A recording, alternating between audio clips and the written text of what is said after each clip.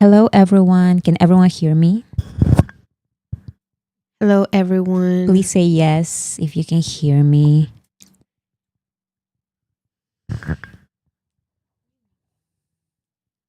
Yes, great, perfect.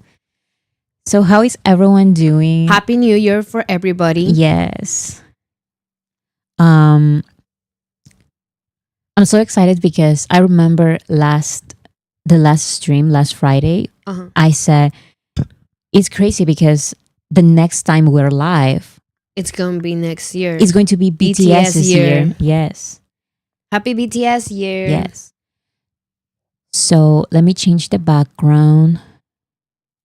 I changed it to It's BTS Year. Can you see it? I see. And I also had the countdown, the OT7 reunion countdown. We are 169 days from the OT7 reunion. I'm so excited.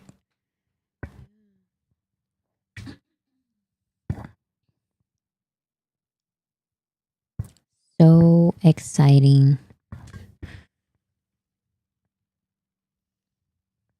So Yeah, BTS is already back. I can totally feel it. like 169 days, that's nothing. And it's 169 days until the last member comes out of the military, like Suga. But the other members are going to be out of the military, I think 1 week before that. So it's going to be so fast. Like time is going to go by so fast.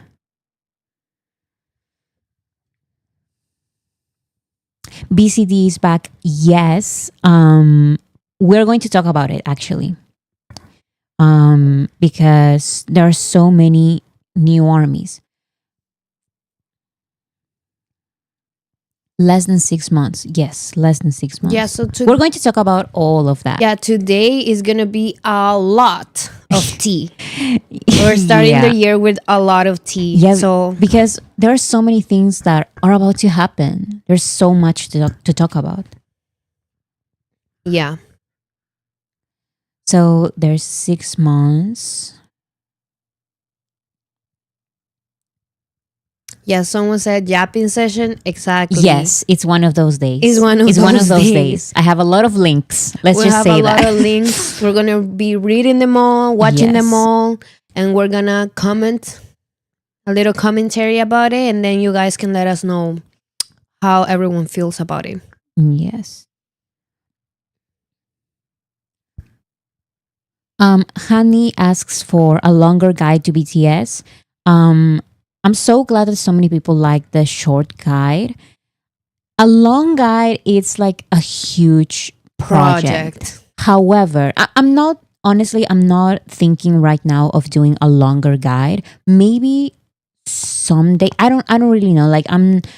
It can be a long time project. Yes, it's a long term project. However, I am working on, I have an idea and it's a big project, but it's going to take me the 6 months that It's gonna take BTS to come back. yes, it's a big project. It's not like a documentary style kind of video. It's more like a, you know how YouTube Rewind does like those kind of videos, like sentimental and fun and like a huge mashup video. Wow, that would be crazy. Yes, and it's going to be everything that happened. You know- So new fans can receive like BTS's comeback and knowing everything. With like a little summary yes. of these past Yes. years. And I already have like ideas and I'm already planning the video and everything. So it's not exactly an introduction video, but it's definitely kind of like a rewind of everything that has happened in the first chapter as BTS. Amazing. And the solo era as well. Amazing. Yes. So that's what I plan. But it's going to come out when they come back. So kind of soon. 169 days is not a long time. It's So not a long time at all. Like it's gonna go Yes. like pretty fast. So I need to start working like very fast because I just thought of the idea. I think the day before yesterday, I had the idea and I wrote it down. Like it's on my list. So I'm going to do it. It's definitely on my plans.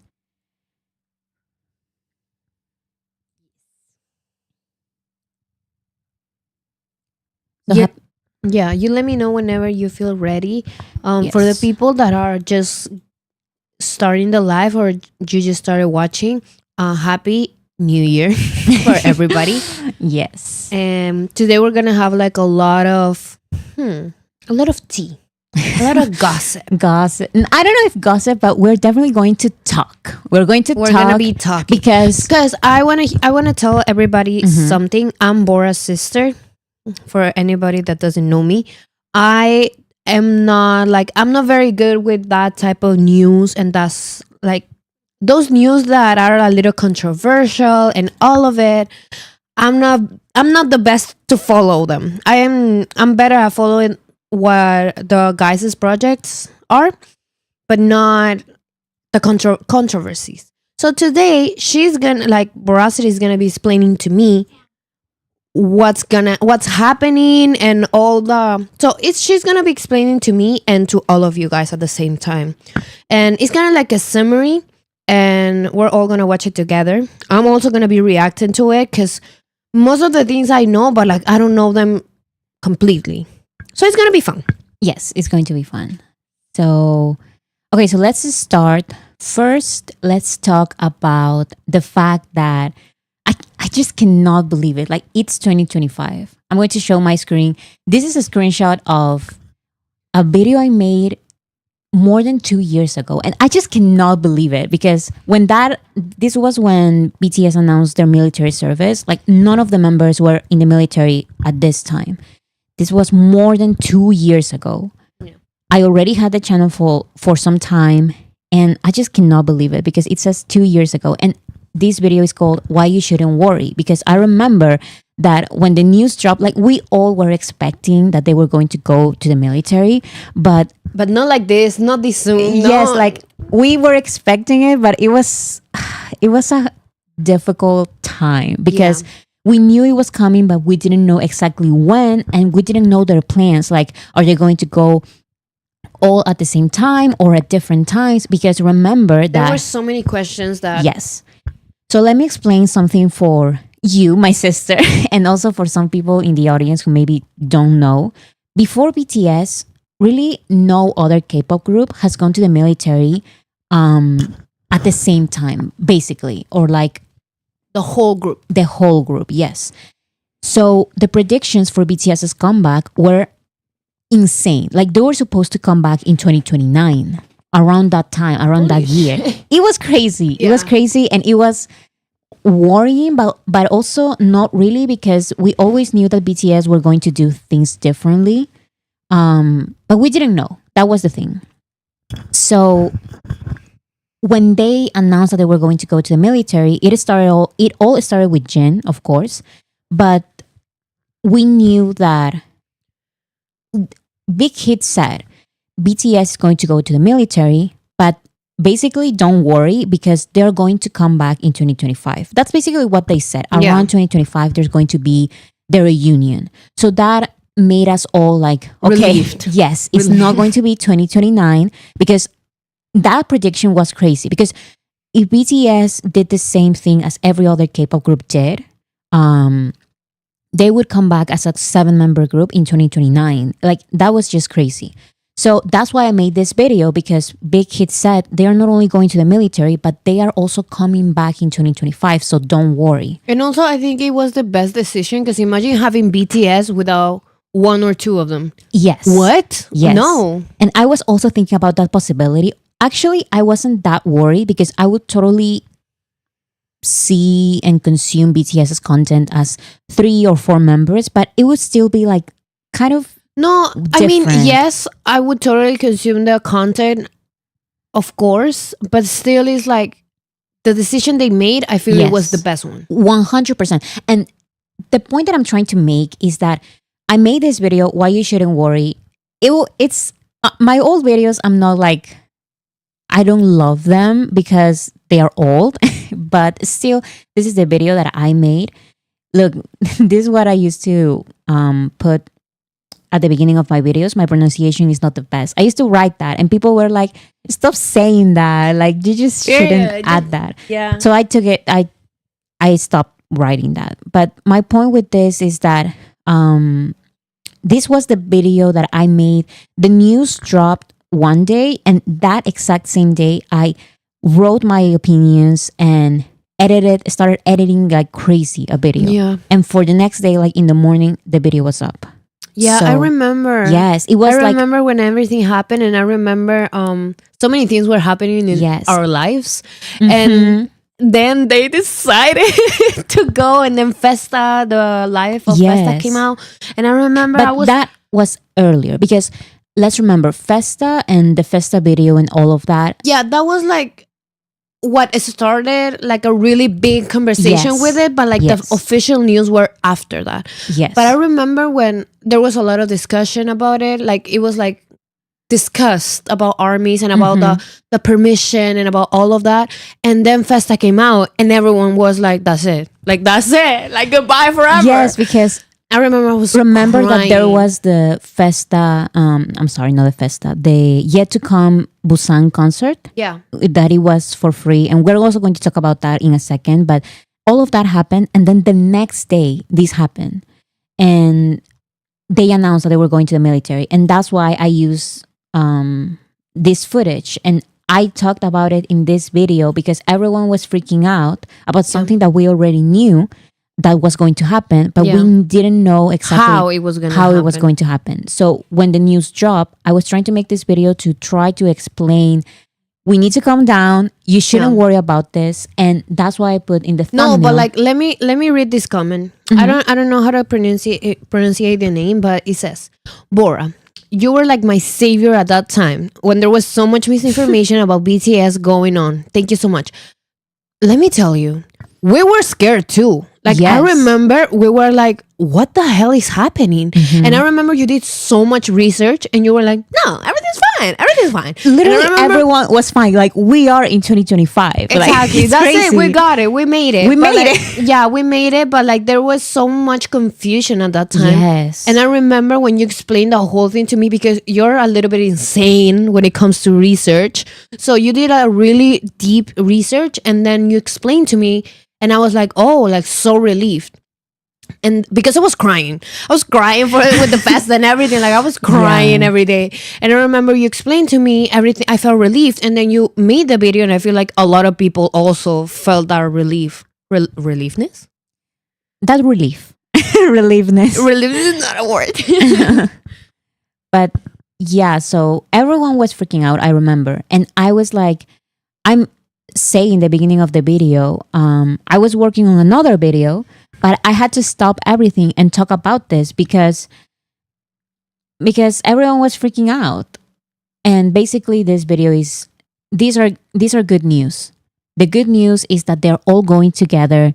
We're not going to wait until 2029 or a crazy year. No, it's going to be until 2025. And back then in 2022, we were like, that's 3 years away. Like, that's crazy. That's like, it's never going to happen. It's, yeah, like it's so and long. also like, honestly, yes, it was 3 years, but like so many things can happen in 3 years. Yes. So there was like that unknown that we just didn't know what could happen. And also people, I'm just going to say it, like some armies are just so tragic. Like BTS says something. No, for real, because BTS says something and Namjoon has said, just take our words as they are. Don't add anything. Don't get crazy with what we say. Don't try to speculate anything, because what we say, it was going to happen. And guess what? We are in 2025 now, and nothing horrible like solo leaving the group, nothing like that happened. Nothing tragic happened. Yes, and now there are even more news about their 2025 comeback. So we're over, like exactly honestly, what they said. like I get it, but like I be feeling so tragic sometimes. I understand, but sometimes army are just so No, but that's the thing. Like, I tragic. just feel like that, and I get scared, and I look for Yes. information. What it kind of like makes the whole fandom a little bit scared is when we don't know, and we go on social media and are like disbanding. Yes. You get me? Like, Yes. that's the thing. And- like, if you don't know, just like wait. And this was the time, let's remember that this was the time when all the media was like crazy because, wait, they're going to a military, like this is an official hiatus then. And everyone was going crazy. And all the news, like everyone was going crazy. Like every single reporter that was reporting on this, they were like, but One Direction said the same thing. And this, what's the Beyonce's group? Destiny's Child said the same thing. And No, but like we need to understand that BTS Like, this is is just just BTS. They are just Yes. above. that's the thing. Like, I trust Namjoon's words. I trust BTS's words because what they say, it ends up being true. Like, they don't lie about stuff like this because they know how powerful their words are. Yeah. So if they say they are taking a rest from group activities, they're taking a rest from group activities, and there's nothing more to that. There's no disbandment. Yeah. There's nothing like that. And actually, they renew their contract. And also, like, I remember you did a video on disbanding. No, hiatus. Yes. Remember the war hiatus? I had to explain again. Yes. what it was. So it's crazy because now this video was so, it was difficult for me to make because Yeah. I had like all of these thoughts and I was trying to calm people down because everyone was going crazy. So I had to make this video, stop everything from the channel and make this video. I remember. And- you had another video going. Yes, I was working on everything. And then you on just other like things. did it later because that was first. That had to go first. Yes. And that's why I put in the thumbnail, BTS come back in 2025. And now we are in 2025. Like, the wait is basically over. Mm-hmm. So, okay, let's continue. Yeah, someone Miss Power says, yeah, it's complicated to explain to people who only know Western Yes. music industry. Yes. And it's like, yeah, like they don't understand. Exactly, because, and not only the Western industry, but also just look in K-pop. Whenever there's like the enlistment era coming from all of these groups, Mhm. those groups either disband for like a minute or go on hiatus for years and then they come back, or they don't come back. But there is like a full-on stop Mhm. because one member goes and then there's like, if a 5-member group, if there's a 5-member group, one member goes and then there's 4, and then the other member goes and then there's 3, and then another member comes back and they're never full, and there's like 10 years like enlistment period, like it's crazy. But BTS sacrificed everything to have this. Yeah. No one, it's just crazy to me that it's such an obvious idea to go all together, but no other group has done it. There, I think someone commented one name of one group that also did it. Okay, maybe one other, but Right, but let's- it's not let's like talk a about, common thing. It's not like like a practice they do over there. especially with the big groups. I'm thinking about the big groups in K-pop. They don't do that. Yeah, no. They go one by one. Maybe a medium group did it. Yeah. Microcosmos says, my physics teacher once asked me if they will come back. And I told him that it's confirmed. I'm sorry, this is a little bit unrelated, but like I totally feel that because when people when people find out like BTS, they just see the news and want to like they trust my words so much. Like anything they see on the news, they ask me. Like they come to me because they know I love BTS. So they just be asking like I don't know, this thing about BTS came out. Aren't they like all in the military now? Like, are they disbanded? Like, can you confirm this? Like, I am like their managers or something. It's hilarious. And someone asked me if I'm fully recovered. Yes, I am. Thank you so much. It was so hard. And it still is winter over here. But yes, I'm fully recovered. Thank you. I think we can start because there's so many topics that I just need to know. and you haven't been telling me much about them because of this live. Because you were waiting. No, like I'll explain you live. So here we are. Okay. But we're going to continue talking about this. Yeah, it's around these same topics. Yes. And it gets like really shady and like there's a lot of tea.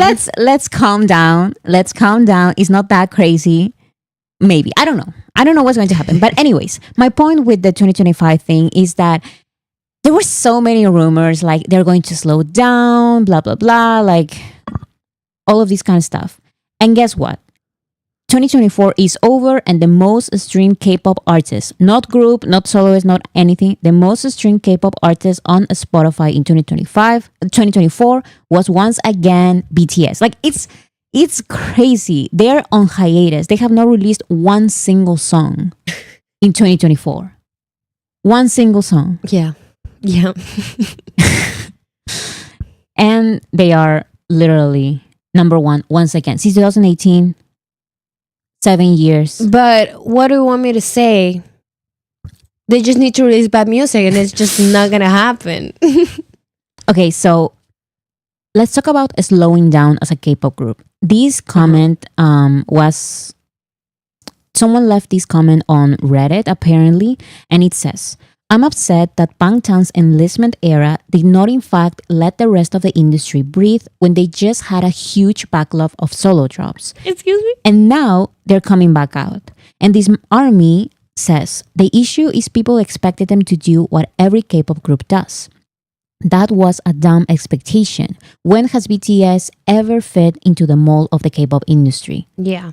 And that is just so true because not only K-pop fans, but the K-pop industry thought that like this is our opportunity, and maybe it was. Maybe it was our opportunity, but like, look what happened. Nothing happened. Like I just showed the most streamed K-pop artist in Spotify in 2024 was BTS again, and they have not released one single song. People need to understand how big BTS is, and not only how big, but also how different they are. Because when some other K-pop groups are like the biggest group in their time, or not K-pop groups, but Western groups, they are the biggest. Some of those stereotypes, they reinforce those stereotypes because it's true. Like 5 years after, they go solo. They go to the military. Eventually, they slow down. Yeah. They don't have the numbers anymore. They don't like each other anymore. All of these things keep happening. But BTS is different. People need to understand that. Yeah, the thing that keeps happening is that I think for K-pop groups at this point is becoming a little unfair to be comparing them to BTS because BTS are making numbers like Drake, Taylor Swift. That is their competition. That is their competition. So, and there's nothing wrong with the K-pop industry, but like I think K-pop fans are setting their favorites are setting them up by comparing them to someone so big and so different. Like you understand what I'm trying to say? Yes, because I also talked about this last stream because I don't even remember what we were talking about, but sometimes K-pop fans say, but what about this other group? But what about this song that became viral, this K-pop song? And it's like, all of those are moments. Those are not movements. Exactly. BTS is huge. You need to understand, like, since 2019, maybe 2018, 2019, BTS were becoming really like a movement. Mm-hmm. Not just the biggest group, not just the biggest K-pop group. There was something else. Not only the relationship with ARMY, but also the accomplishments they were having as a group really set them apart from the K-pop industry. Yes. And there's nothing wrong with that. But if K-pop fans are gonna still be bothered that BTS is winning at the end of the day, it's because the competition is not fair. You cannot compare them. Yes, because maybe what I see a lot of K-pop groups try to do is there's one achievement, one BTS achievement, and what they try to do is surpass that one achievement without doing all the effort that, not the effort, but without having the real impact. Exactly. So maybe they get the record, they break the record or whatever, but there's no real noise. It's all tactics, which are fine. Like I'm fine with tactics in the music industry and all of that. But at the end of the day, where is the impact? Because let's say BTS has a number one in Hot 100 because they had so many number ones in Hot 100. You get me? But like for other group, it's like, oh no, we beat them. We beat BTS. No one listens to that song. Like no one knows the song. There's no streams. And that's like, why. And okay, you stole the record or whatever. How? You get me? How did you steal it? Yes. Because if BTS gets a record, if BTS gets a recognition, it's always with work and it's so transparent. Like if you see them in number one, you go to their Spotify and you see the numbers. You go to their sales and you see the numbers. How many no.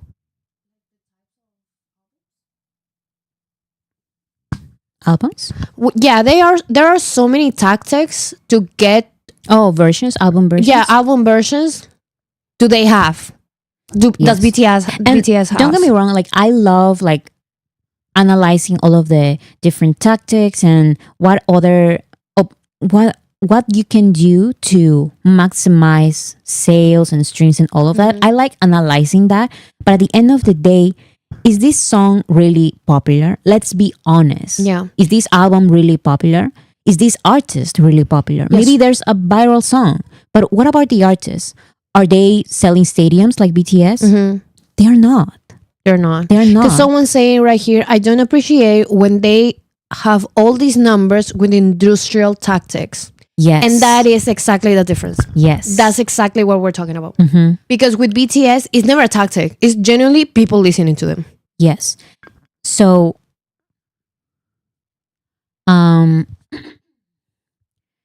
yeah, I just thought that this was very, very interesting. Let me see if I understand this little comment. They're saying that they're complaining that BTS needed to use this time to kind of like disappear to make other groups shine, like have their moment.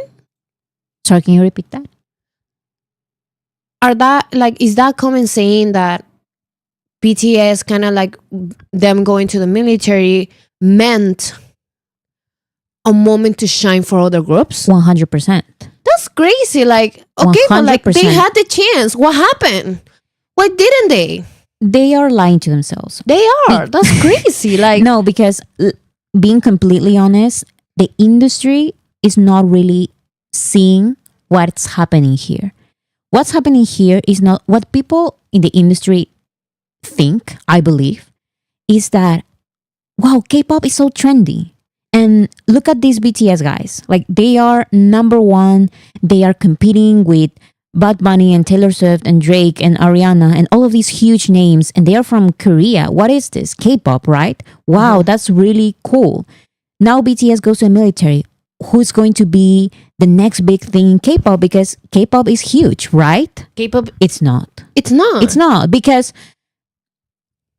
the industry was expecting another K-pop group to get to the level of BTS because they thought that what was trendy was K-pop, not BTS. Yeah. They thought BTS would be just like, oh, like it's K-pop. It's K-pop and the industry is rising. And actually, since BTS went to the military, the industry has been declining. Yeah. Because every album that they have released is very like a different type of genre of music and they're very different. So it's like in my mind, I don't know K-pop anymore. Like you get me? Like there's nothing. And I totally see that whenever BTS as a group releases something, the industry, you can feel the industry.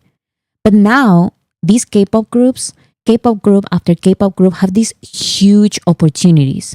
They now have these K-pop categories in American award shows, and they go to Good Morning America and have their concerts, like all of these opportunities that BTS opened for them. But at the end of the day, where is the movement? Where is the noise? They do everything that BTS used to do in 2018, 2017, and 2019. All of those like really great things. Like Good Morning America may seem dumb, but it's really important in pop culture. It's a step. Yes, it's something to see. Why have I not? Where's the impact? They are doing all of these opportunities, like they are performing in all of these shows in Lollapalooza and Coachella and all of that. Where is the impact? Why have I not listened to them in my small country? You know, that's my point. Like there's no real movement. And now I believe that, I hope that the industry sees that what was popular really wasn't K-pop, it was BTS all along. Let's keep going. Okay. So I just want to highlight how important is BTS's comeback. Yeah. Not just for us, the fans, because But also in culture, pop culture. no, actually I was going to say for BTS. Oh. Because people sometimes are like, BTS are maybe just not really like into the idea of a comeback. That is just crazy. They were very clear from the beginning that they were going to have a comeback, and they definitely needed a rest, and they've had a rest for a couple of years now as a group. But it's definitely clear that all of them want a comeback. Yeah. So let me show you what happened a couple of days ago. J-Hope had an interview for Weavers magazine, and up until this point, all of the members have talked, the 7 of them have talked about how excited they are for a comeback in 2025 and the reunion and all of this as BTS. For some reason, J-Hope's opinion about their comeback was not as showcased. So, of course, solo stans will always say like, all of them want to come back, but not my fave, you know? And the last member to really like confirm, I don't know if confirm, but J-Hope was the last member from solo stans to say like, solo stans were like, they have all talked about the BTS reunion, but not J-Hope. So J-Hope doesn't want it. Yes. And then he goes out and says like, I don't want it. Literally what happened the next day after all of this conversation on Twitter was happening, literally the next day, boom, J-Hope Weavers magazine, he said, when we are all back together as a group, it's going to have a huge impact and everybody's going to be watching. He knows that. He knows what is going to happen. He knows that BTS's comeback is going to be so big. He says, I'm excited to see what it will feel like when we perform together again. I want to come back in style and say, this is us. This is BTS. Oh. I can't speak for everyone, but I can tell you the other members feel the same way. Why hasn't changed is that I really, really love to do it. Like he shut everyone up. Like it was so nice because this always happens. Because like us armies against solos, we can argue and all of it. But when they come out and say this type of stuff, it's like, you see? And solos just want to see what they want to see because J-Hope has already talked about this on Festa and some other small opportunities. And the other BTS members have said this too. But until this point, all of the BTS members have been really like, I really want this to happen. Like the comeback is going to happen, all of this. But now it was J-Hope's opportunity to really talk about how excited he is about the comeback. And he also, where's the link? So that was J-Hope, but it was not just J-Hope. Let me show you. Everyone's saying Hobie 8. Literally. It was so nice because I remember that this conversation about J-Hope solo stance was happening a lot on Twitter. And like a couple of days, J-Hope's Weavers magazine interview dropped. And it was crazy. Yeah. So this was some of the other members talking about the BTS comeback recently. Jin said, my dear members, let's come back together. RM, this is just one comment which says, I miss Bangtan so bad. He commented this on Bam's Instagram account. And it was just so funny because that's so Namjoon cannot stop talking about the comeback. Like he wants to be out of there. Yeah, he needs to. Someone needs to get him out. Yes. He's counting Can down someone the days. please hand him a microphone? J-Hope is also counting down the days. He's doing a countdown. Namjoon is also doing the countdown and everything. This is Jungkook. The board of the BTS members is quite large. Like everyone is waiting for it. Oh, this is Taeyeon. Recently he said, are you doing well? Did you see how it snowed? He's talking to fans. Winter is starting now. Have fun amongst yourself, armies. Next year, so this year, next year, let's have lots of fun with Bangtan too, okay? That's what he said. It's so, so cute. So, every single member has talked about... These are only the most recent ones, like in the past couple of months. But there's a lot from the 7 of them about the comeback. And one last thing about this that I wanted to talk about is the solo era, how important it was for them to come back as a 7-member group. Let's see. So RM said in this Q&A, the experience of being able to be completely free and honest will have a good influence on our team when BTS transitions to the next chapter. I believe that everything happens for a reason. So I just think that, what do you think? Because it's very important to me that BTS has gone through this. Okay, can you explain it to me again? Namjoon has said in a Q&A that he believes that the BTS solo era was necessary for them to come back as BTS as a new complete chapter. This is a good transition. Because let's go back to Festa. We don't like going back to that time. But what they said there in that video was that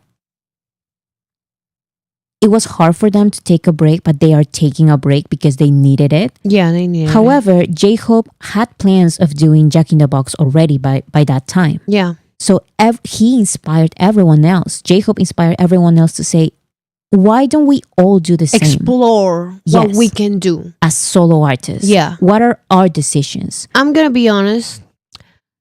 I think... I don't know if this is gonna be controversial or no, but I think the solo careers that they have changed my perspective completely about BTS. And now, because BTS for me, it was like this group that I really loved, that I really connected with, and it was great. By seeing them with their solo projects, it feels so much like so personal. And also how wide the range can go, how creative they can be. And it reminded me that there are 7 different people with a lot to them. You get me? So I respect them so much. And also like their solo careers, out of those albums, I think they have like the best music I've ever heard in my life. So I love BTS and I want BTS to always be here. But if we see, I mean, I'm so excited to see BTS grown after these albums that I just saw, like they released. Yes, because before they used to make decisions as a group, but what about their own personal musical artistic explorations? What can they do by themselves? I think this has not only been, yes, the military time, era, whatever, has been difficult, but has been so necessary. Because I now genuinely believe that they're going to come back so much more stronger than before. They're going to be better artists. Yeah, because in my like BTS, like this first chapter, I still, of course, they got to like the last album and it's like Permission to Dance and songs like those that are very grown, very mature, very different. But also I still relate that BTS to baby BTS, singing to War Hormones, singing Danger. You get me? Like, I still feel like all of that comes together. But after this little break and after these solo albums, I'm like, who are these men? Like, these are different men. Even though, like, of course, it's been a transition, but it doesn't feel like, it feels like such a perfect transition for me. Like, I agree with what he said. Like, I agree with that.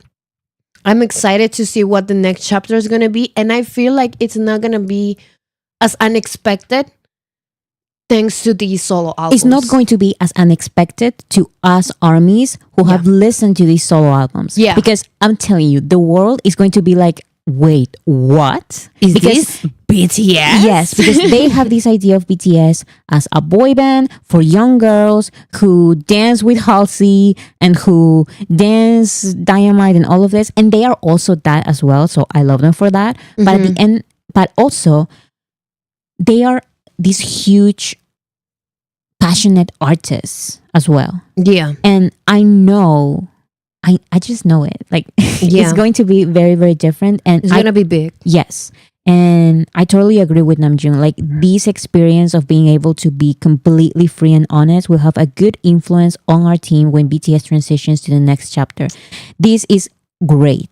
So when I made that video, these are good news and there's nothing to worry about. I don't even remember what I named the video. I wasn't even talking about the artistic side.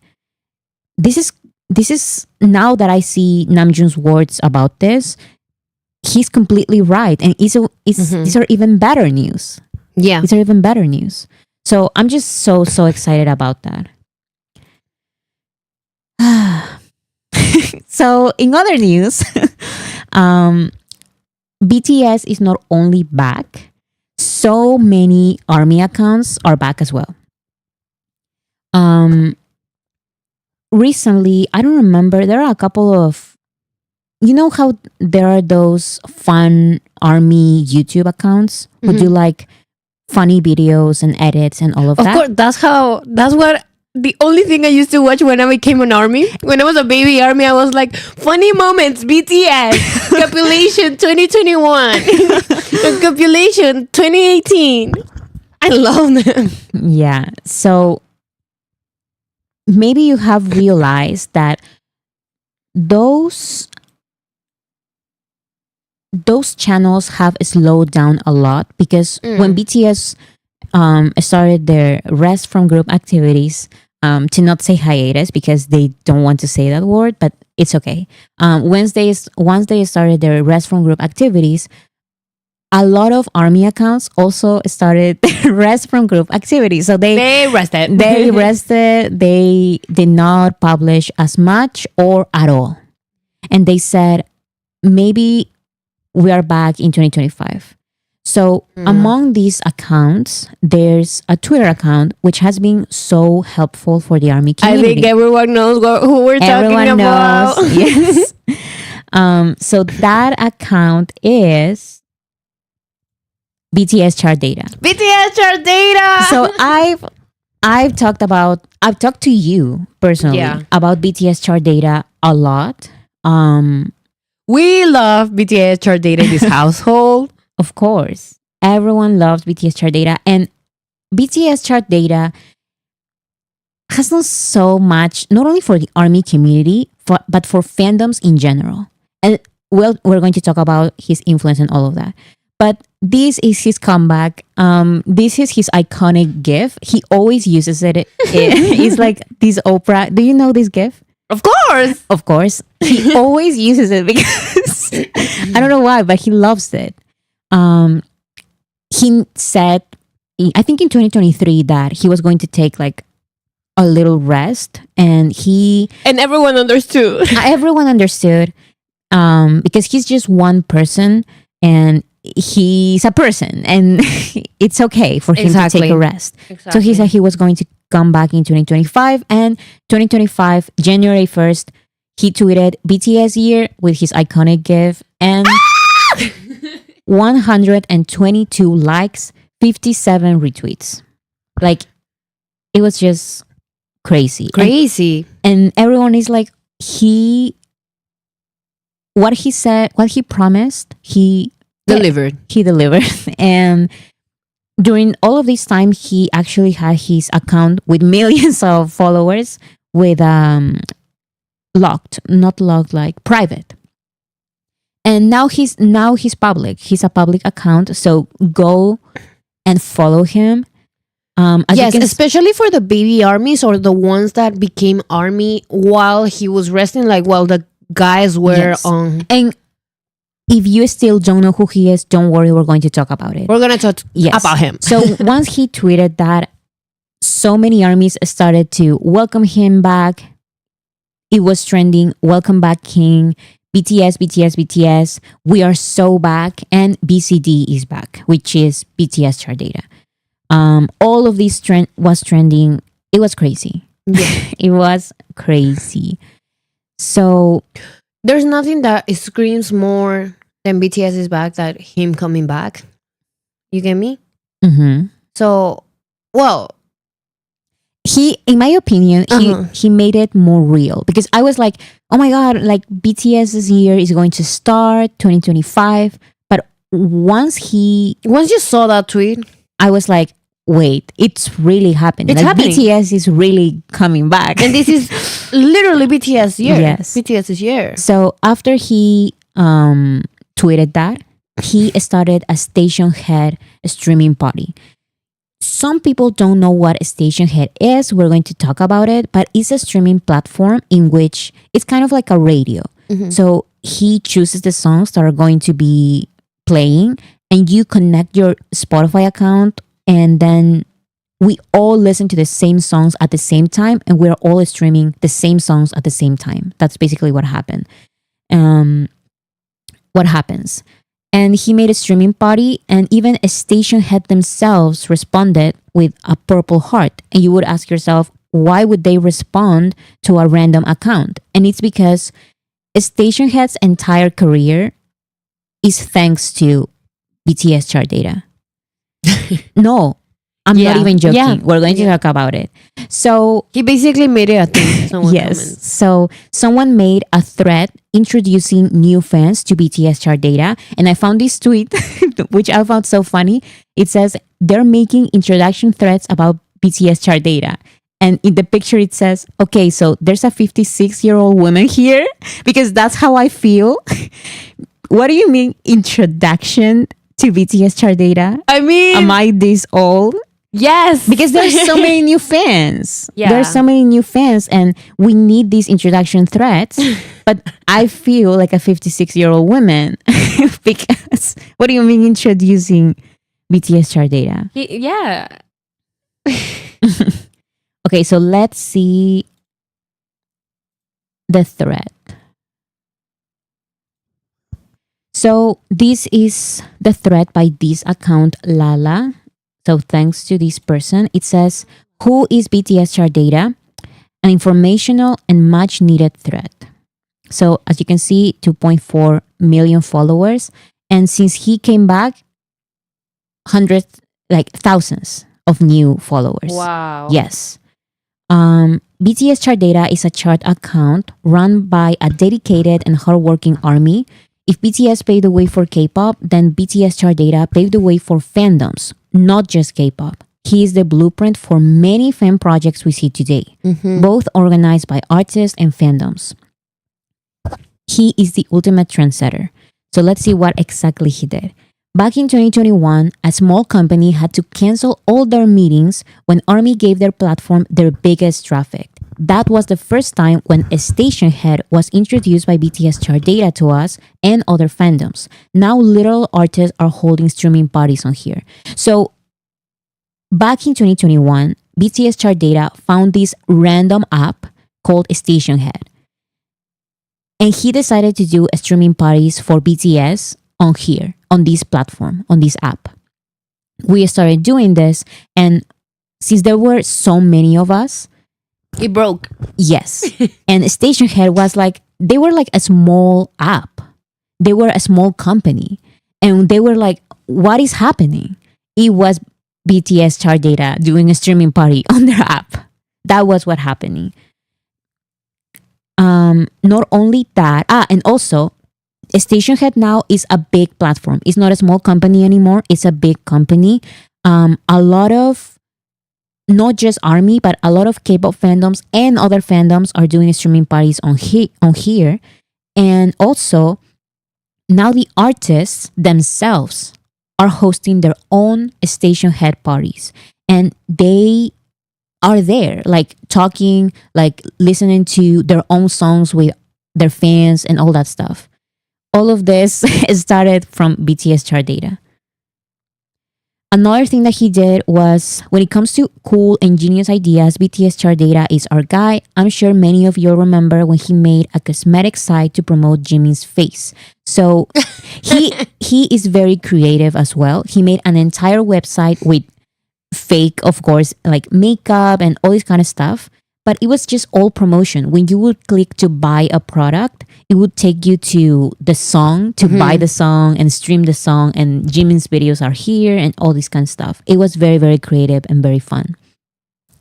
His iconic shut up when a stuck-up producer discredited BTS and her husband came at us. He rarely shoots, but when he does, it's over. So let me explain this because I think you don't know about this. So back in 2020, BTS worked with a songwriter.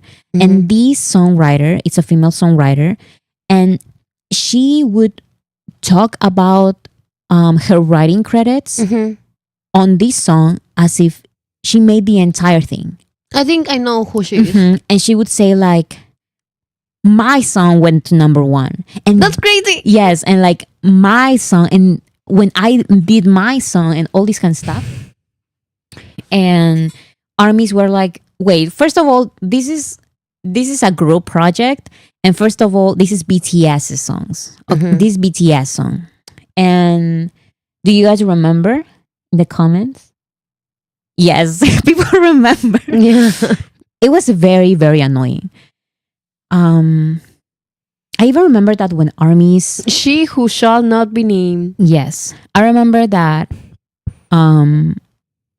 ARMYs would comment on her Instagram like, why are you saying this stuff, like you are a songwriter, blah blah blah. Like they were talking to her on her comment section. She would go to the ARMY's personal Instagram accounts, go to their pictures and comment like hearts and like them. Crazy. It was kind of weird. It was weird, but anyways, and this is her husband, Lindgren. I think he's also a music producer, a music songwriter, whatever. And he tweeted, "It's incredibly sad to see that some ARMY have still not learned that different cultures have different ways of talking about achievements. Educate yourself before you harass people."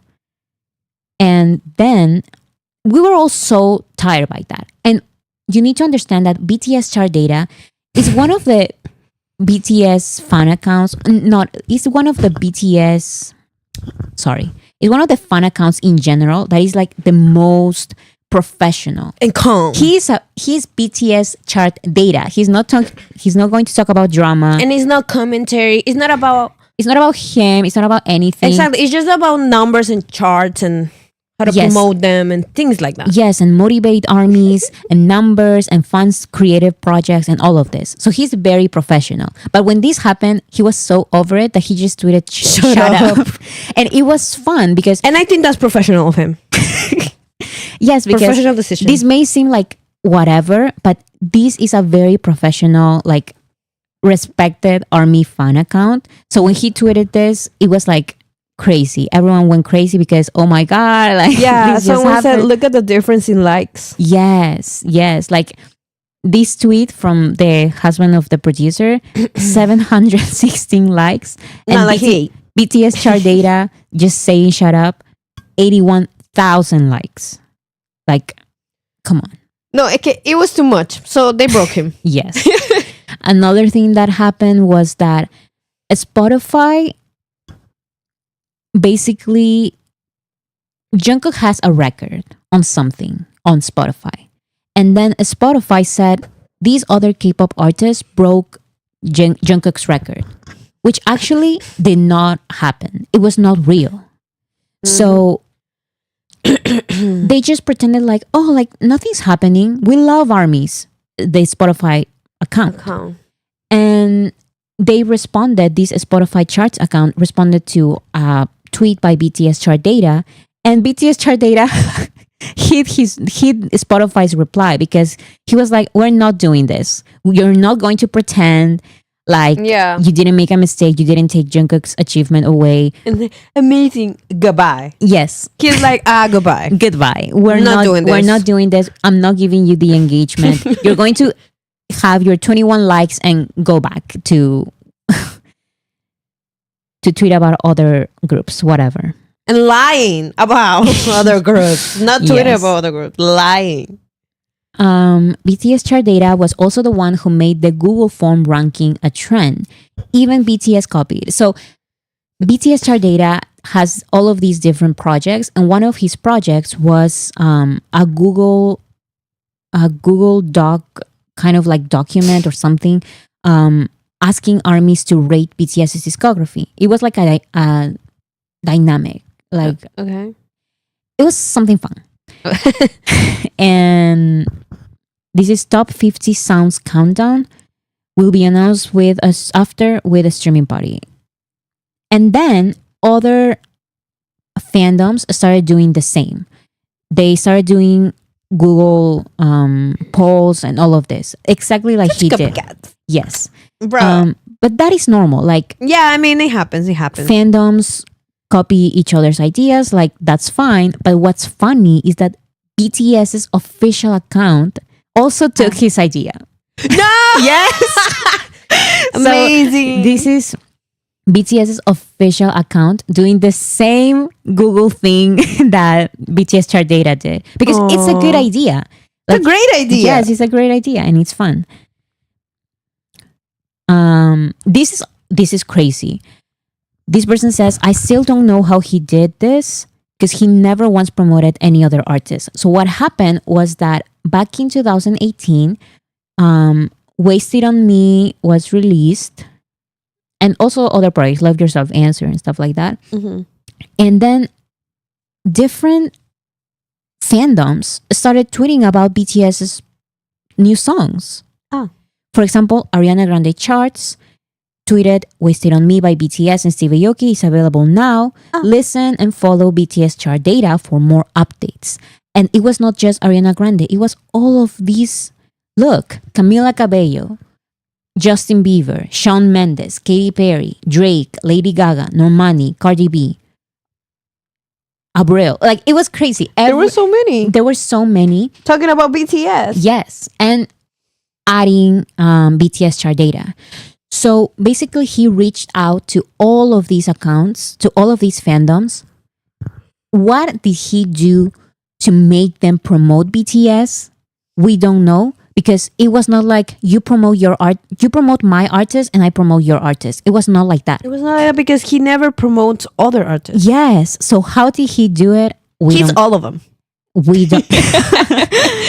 We don't know how he did it, but he did it. All of these accounts, look, promoting Love Yourself, Answer back in 2018. Amazing. Back in 2018. It was crazy.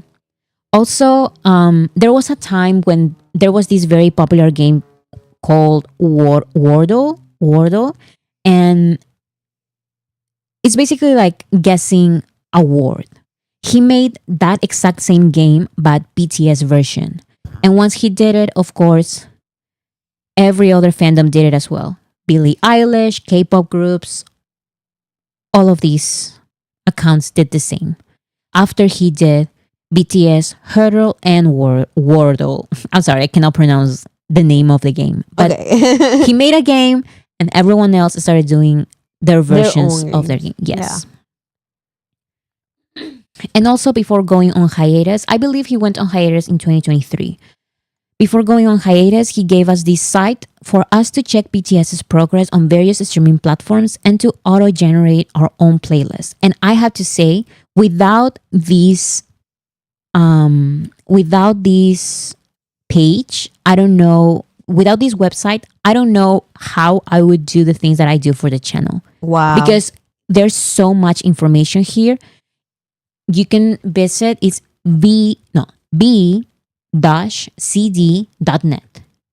And here you can see all of the basically numbers. How are we doing in Spotify, on YouTube today? How many streams this song got? How many streams this album got? So much important information. It's here. So here's for Spotify. And also what I think is really, really cool is that there's a streaming playlist generator. So for example, if you want a playlist with, let's say, Running Wild 5 times, this other song 2 times, this other song 2 times, he makes a playlist for you. You just ask for it. You write it here, write the name. That's so genius. Yes. So it's very, very cool. And here's also on YouTube. So just go to this page and you can see all of that, all of those numbers, and you can see all of this data. Yeah. And it's very, very cool. See here how many streams this music video got in the last hour, in the last 24 hours, the total views. Like, it's so easy to search for all of this information. That's here. Crazy. So this is basically how I do a lot of the videos, a lot of the information as well. Amazing. Yes. Can you repeat what website it is? Yes. Let me see, b-cd.net, which is BCD, BTS chart data. So again, it's b-cd.net.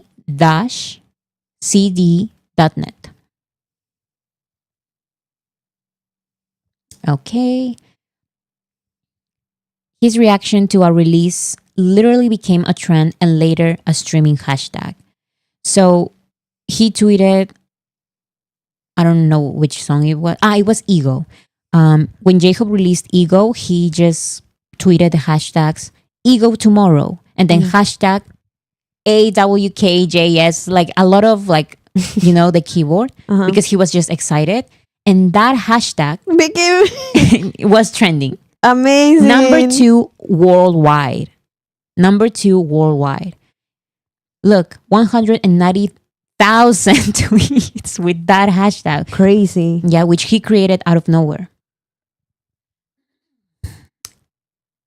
And then at the end of the day, he's a human, a student like me and many armies, and has a busy life outside social media. He has done a lot for this fandom and BTS. Like, he was literally the backbone of this fandom. So happy he's here now. Welcome back, King. So here's a link for his Ko-Fi page. You can support him. Yeah. He doesn't have any sponsors. Yes, he does this because he's just a fan. So ko-fi.com/BTS chart data. Yes, please. Here you can support him. And that is all for BTS chart data. I'm so excited because I remember that during all of the solo era, well, not all of the solo era, but the majority of the solo era, he was not here. So we didn't have like our biggest, most prominent fan account. Mm-hmm. And now he's back with not only his account is open, like public, but he also bought the check, like the certified account. So yes, like it's great. It's great that he's back and everyone go follow him and support him. Yes, definitely. So all of these are very, very good news. However, we need to talk about something that happened, and actually I think you were like not excited but eager to know about this. I want to know because here's the thing. Sometimes I get too stressed about stupid decisions that other people make, that I just decide for my own mental health not to know about it because I get so mad. So I just like sometimes whenever Bora tells me about things that are happening, it's such a stressful situation that I'm like, you know what? Like, I don't want to know. I don't want to know anymore. So about this whole Busan thing, I know the basics, but I don't know things in depth. Because there were so many things, guys. Like, there were so many things about it that were just pissing me off. So I just needed like a little second. So I'm gonna be finding out, and probably you guys know already about it. But we're all gonna talk about this. I think it's important to talk about this now, because sometimes people forget that, because BTS is so big and they're so amazing and influential and everyone loves them and we all love them and they have these big numbers and whatever. They don't need our support. They do. They do, because this is this kind of stuff that happens to them. So basically, some days ago, a news article came out in K Media about the Busan free concert that they did. It was for the World Expo. So basically, there's this event called the World Expo, and there's a bid, and certain countries compete against each other to win, and to get the opportunity to represent the state. I think it's a state. No, the event. The event. They basically, Busan wanted this event to happen in Busan, in South Korea, in their city, in Busan. So they wanted BTS to help promote for Busan. And the city wanted BTS to do a free concert. And that's why BTS ended up delaying a little their military service, especially Jin. He was supposed to go during the summer because it's easier than going during the winter. But because this entire free Busan concert happened, Jin ended up going during the winter, which was a sacrifice, you know? But anyways, they did it. It happened. At the time, it was like kind of complicated, but it ended up being like a good thing. However, very recently, in December 28th of 2024, there was some reports about the government basically stealing 7 billion won from BTS. Let me read this tweet. It says, "Army needs to understand that the 7 billion won HYBE was asking for wasn't even to pay BTS. BTS did that concert for free. They did not expect to profit. The 7 billion won was only to recoup HYBE's production costs, logistics, staff, etc. And the government even denied them that." So apparently, allegedly, what happened is that the government promised BTS, not for them as like compensation or anything like that, but just to have the concert, you need money. Yeah. And also because like, it's not, let's do a fun little concert. That concert was huge. Yes. It was huge, and that is dangerous. For the guys, for everyone in the public, for the city, it was dangerous. Yes. So Big Hit needed ways to make it safe. Yes, they needed some budget, and supposedly what is being reported now is that the government was supposed to give some money to BTS's team, to HYBE, to Big Hit, to BTS's team to have the concert. It was not compensation for BTS's talent, time, practice, performance, none of that. Yeah, basically nothing that BTS did is going to be compensated out of this. Yes. Like, it's not. But from the beginning, BTS were like, fine, like, don't pay us. We're going to do it for free. They knew that. However, the government was still supposed to give them 7 billion won for the concert to happen, to pay for the venue, to pay for the food, to pay for everyone helping, the staff, the performers, the backup dancers, everything. Yeah. Because they do need to get paid. Yes. BTS, of course, they should get paid. But they chose not to because they are in that position to choose, to make that choice. But still, other people, this is not this That is not their, this is not for them. This is Yeah. for Busan, the city, Yeah. and the city is supposed to be responsible. So what happened back then, I believe it was that the city chose a specific like location, and Big Hit team said this location is not safe. Yeah. This location is And not then- safe, so we have to change it. Mm-hmm. And BTS had to take charge of everything, not just for safety reasons, but Mm-hmm. for everything. Like they paid basically for everything.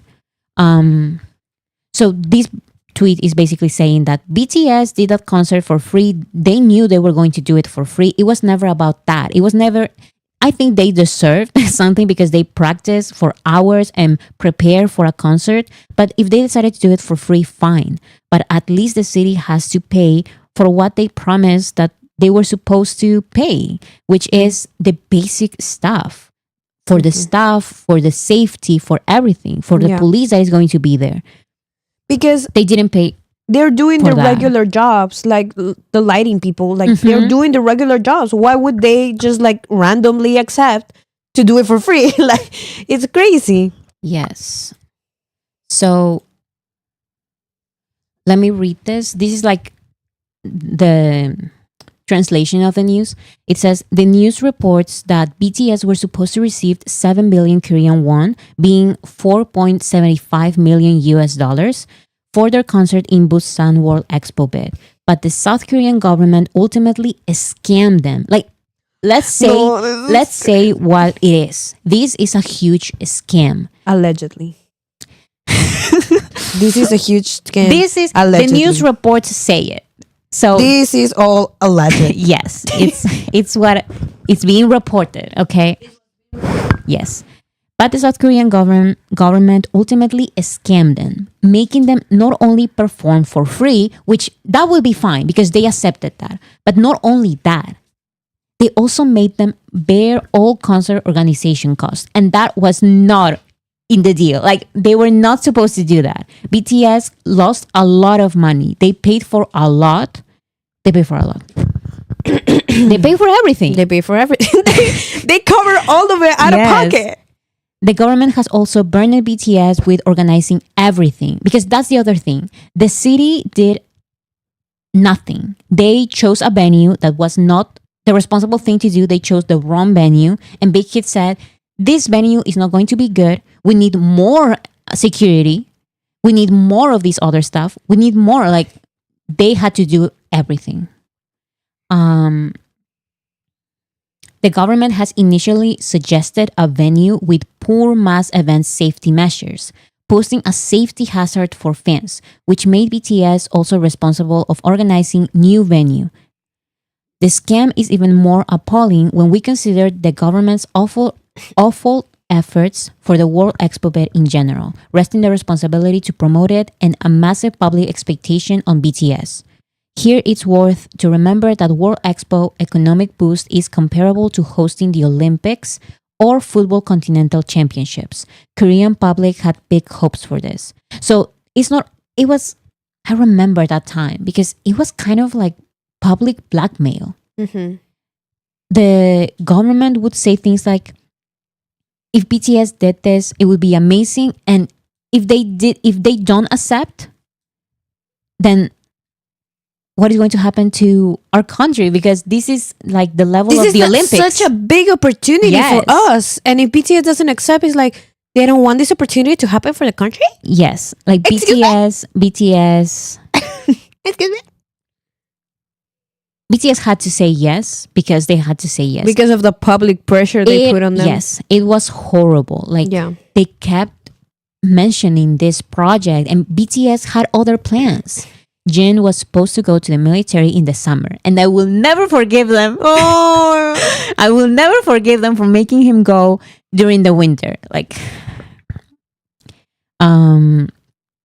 it says it's not the only time the government tried to use them for the bid. In 2023, another event promoting it has faced severe organization criticism. The Ministry of Defense urged the government to take all measurements to force BTS to perform, including using their power over enlisted members. So sorry, the proposal was successfully rejected by Big Hit. It sparked a larger debate. What would happen if all 7 members were enlisted instead? So what happened back then was that the government was like, actually, we should change the law so BTS, while in the military, can perform for free. Because while you're in the military, you cannot make money from this kind of stuff. So anything you do is gonna go. They're gonna pay the government for your work, not you. Basically, That's basically how it kind of works. The law says that BTS and any artist, like no one during the military, they cannot make profits like this, like performing and all of this kind of stuff. They cannot. Yeah. It's prohibited. But they wanted to change the law so BTS can perform, but also not receive any money. They wanted them to go on world tours for free. Basically. For free. And not only that, but they also, I remember that they said, actually BTS can also do like presentations Thank you. Yes, so we can win the bid or whatever. I'm so mad, bro. How dare they? How dare they? I swear that was what happened. How dare they? And then they be saying shit like, oh, BTS is our pride, and then they treat them like this. Yes. That's what makes me so mad, bro. This is getting me heated. Someone's saying this is getting me heated. Yes, me too. I'm getting a fever right now. Yes. So South Korea had also been proposing laws that would let BTS members take military enlistment in period and perform in between for the national economy.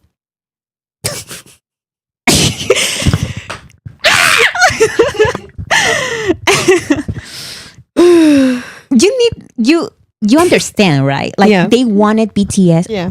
Because this is what the government knew was going to happen. If BTS goes to the military, K-pop just is going down. Yeah. And that was what ended up happening. But anyways, they wanted BTS to never stop, to continue doing all of these concerts for the bid and for the South Korean economy and all of that for free. Because as military, during their military enlistment, they cannot make money from these concerts. That's the thing. Like it would just be for the economy and that's it, not for themselves. You see, I'm gonna say my piece and then I'm gonna shut up. I don't understand who had the idea to make that public. To say like, oh, you guys, please work for free. Actually, you're encouraged to work. Because if you work, I'm going to get all the money. Who said that publicly? Because it's not only that it's outrageous, it's also that it's so shameless of them. Like, they just say it. Like they're doing them a favor when they're actually stealing from them, allegedly. Yes. So I just don't understand. I just feel so mad right now. And this is bothering me. Someone said, I swear this is why RM wrote growing. I ain't no diplomat. Get your ass out of trunk. Those are the lyrics. And it's basically like, it can be about this entire situation. Because it was like the government expected them to do so much for nothing in return. Exactly. So I'm going to say this. This is why I love BTS so much. Because BTS are not bad people. They are not mean. They are not disrespectful. They could have said like, fuck you. You get me? But they haven't. No, you know what they did? You know what they did? Is that they were kind of like the bigger person, but they still make it seem. Yes, because you know what happened? They perform certain songs in the Busan concert that were very suspicious. We're talking to you. Yeah, why were you at this one?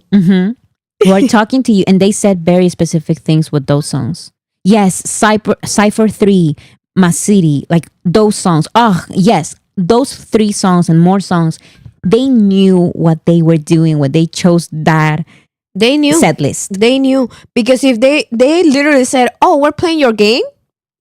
Give me 1 second. Give me 1 second to play your game. They're never playing nobody else's game. You get me? Like even if they had to say yes, they still said what they had to say. And that's the thing I love the most about them, because they're never like fuck that. Even though they have all the right to be, they're still like so mature, which I'm not. They're still so mature and so above all of this that they have their ways to always be the bigger person, and also saying like, you see, like always pointing it out. And I respect that so much. I remember when the government proposed that for them to do their enlistment from time to time and then go like do a concert while still being in the military. And some armies didn't really, I don't blame them, but some armies were like, maybe this is good news. Like they can still perform and they technically never go on a hiatus. And that's why I waited, because I was like, this does not feel right. Wait a second. And then I remember that some armies were like, this is actually not good, because they would not be paid. They would not be compensated for all of their work. And they would just be like representing the country, trying to save South Korean economy. Like, Yeah. how is that their work? Their job. How is that their job? So South Korea had also been proposing laws that would let BTS members. Okay, I already read this.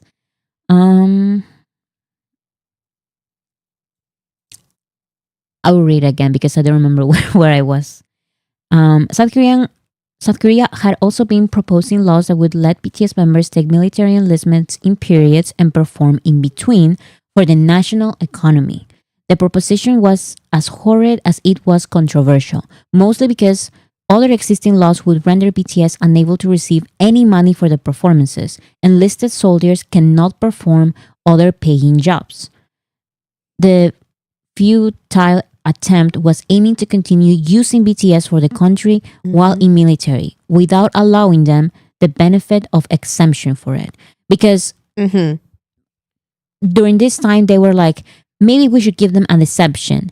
Let's talk about it. They were playing with them. They were playing with them because it was like, okay, postpone next month. And then they talk a little about it. Postpone next month. And they would talk about it. Postpone next month. For months. For months until BTS said like, we're going. Yes, BTS said like, you know what? That's it. You guys played us enough. Yes. Jin is going. Jin is the first one. We announced it. That's it. Goodbye. Yes. You had your chance. Now let me tell the people that we're gonna go quote unquote hiatus. And I'm so glad that they did. I'm so glad they ended up just, you know what? We're just going to go. Goodbye. We don't need all of this. Yeah. It's so I said it wasn't months, it was years. Yes. I'm sorry. It was years. Yes, about that it was. About that stupid game that they were playing with them. It was ridiculous. And everyone was, and BTS said like, okay, goodbye. Like that's it. These are just some examples of the South Korean government ceaseless efforts to exploit BTS to compensate national economy to their own lacking government abilities. So this is the costs of organizing stadium concerts.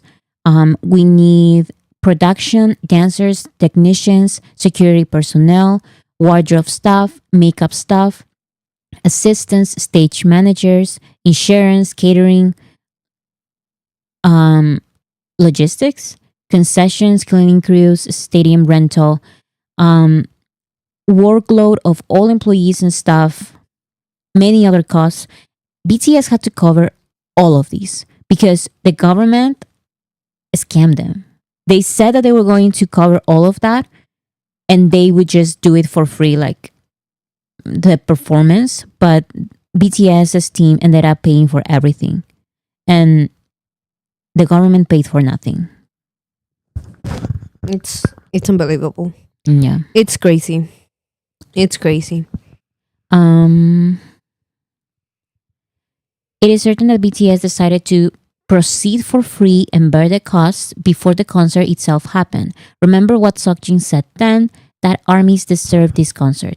This also goes to those who laugh when ARMY said the current government is trying to tame BTS or their label for their own agenda. Control over their own contract owner would make a legal way of pressuring them. And BTS is a nuclear economic power, which they already reportedly try to seize for their own political agenda. So here's just some other instances. So in 2018, BTS performed on Korea-France diplomatic concert in France, squeezing it in their extremely intense world tour. This was in 2018, and President's aide revealed that BTS members refused to accept the payment. Korean general public members criticized the president for letting BTS go without compensating them. So this is not the first time that BTS does things for the government, basically for free. Especially in 2018, they were busy. They were busy because they were in the middle of a world tour. Yeah. And they still accepted to do this. And then they didn't accept the payment. And then, of course, in 2022, they did the free concert, sacrificing their own time. Jin had to go to the military earlier, but he couldn't. So he ended up going during the winter. Also in 2024, so recently, a travel agency included Taeyeon and Yoongi mural points in Daegu into their paid trip offers. They didn't contact Big Hit nor Hype about it, which made it infringement of BTS's rights for personal profit. The Ministry of Culture, Sports, and Tourism not only adopted the offer, but also spent money on marketing it. While the incident itself was not a major scandal, it's proven that many governmental bodies in South Korea perceive BTS as a nation's property rather than individuals with rights. So the point about this is that they don't treat BTS as like like individuals, like artists, like people who work, who do music for their livelihoods. Like they work, they're persons, they're people. They treat them like an object. Yeah. Like it's Like they take advantage of it. Yes. They think it's what does this say here? They treat them like the nation's property. Yeah. And it's just so funny because Yeah. And also, how can you treat them like this and then don't do other things? Because how can you try to take advantage of BTS while also not giving them any type of benefit? Yes. Like, any type of benefit. I'm sorry because this is maybe not my place as an international army, but the full exemption was an option that so many other musicians have that have less impact as BTS. Yeah. Like, because I still feel that there's a little resentment towards BTS. And I think we all know why. BTS is self-made. Yes. BTS is group.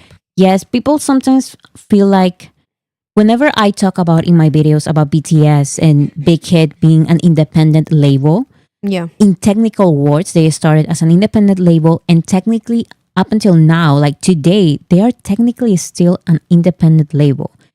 People are like, how can you even say that when Hive is this multinational corporation? They are so big and they are one of the big four, whatever. It's not about that. It's not about how big they are. It's about how independent they are in their decisions. The government doesn't have anything to do with Hive. Yeah. And we can see that. And we can see it. And that's why the government keeps punishing them. It's always gonna be like that because BTS is self-made. And at the end of the day, if BTS decides for any crazy reason to leave South Korea, they can.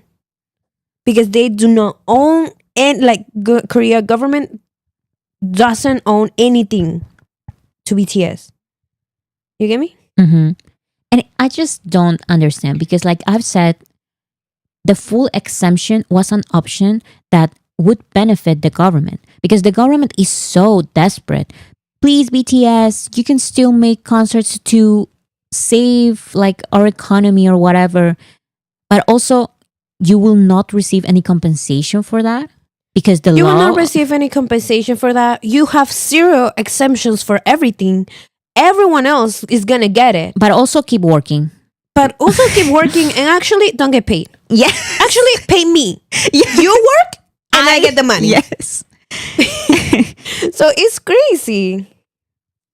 I think it's just resentment. I know it is. That's why I always get so away from anything that comes with government decisions because I always BTS is self-made and nobody has nothing on them. Period. Like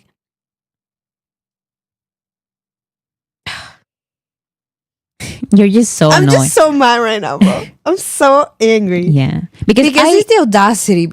I already told you, like, when it happened, this government scamming BTS thing, I just told you, like, the basic stuff. But now I'm trying to, like, explain a little bit more. Yeah, and I was, like, very close-minded because I didn't want to hear. Because anytime you would start talking about this shit, I remember getting so mad that I was, like, cursing to everyone, cursing everybody. And I was like, I'm done with this conversation. Like, I don't want to have it anymore. I don't want to listen to it anymore. Because it's so disrespectful to me as a person. Is it to me? Is it disrespecting me? Because I just don't understand. You just don't want to even think about it. Like, it's too stressful. I totally understand. I choose not to. Back in 2022, like the beginning of 2022, I was so stressed because all of these news about maybe there's an exemption, maybe there isn't.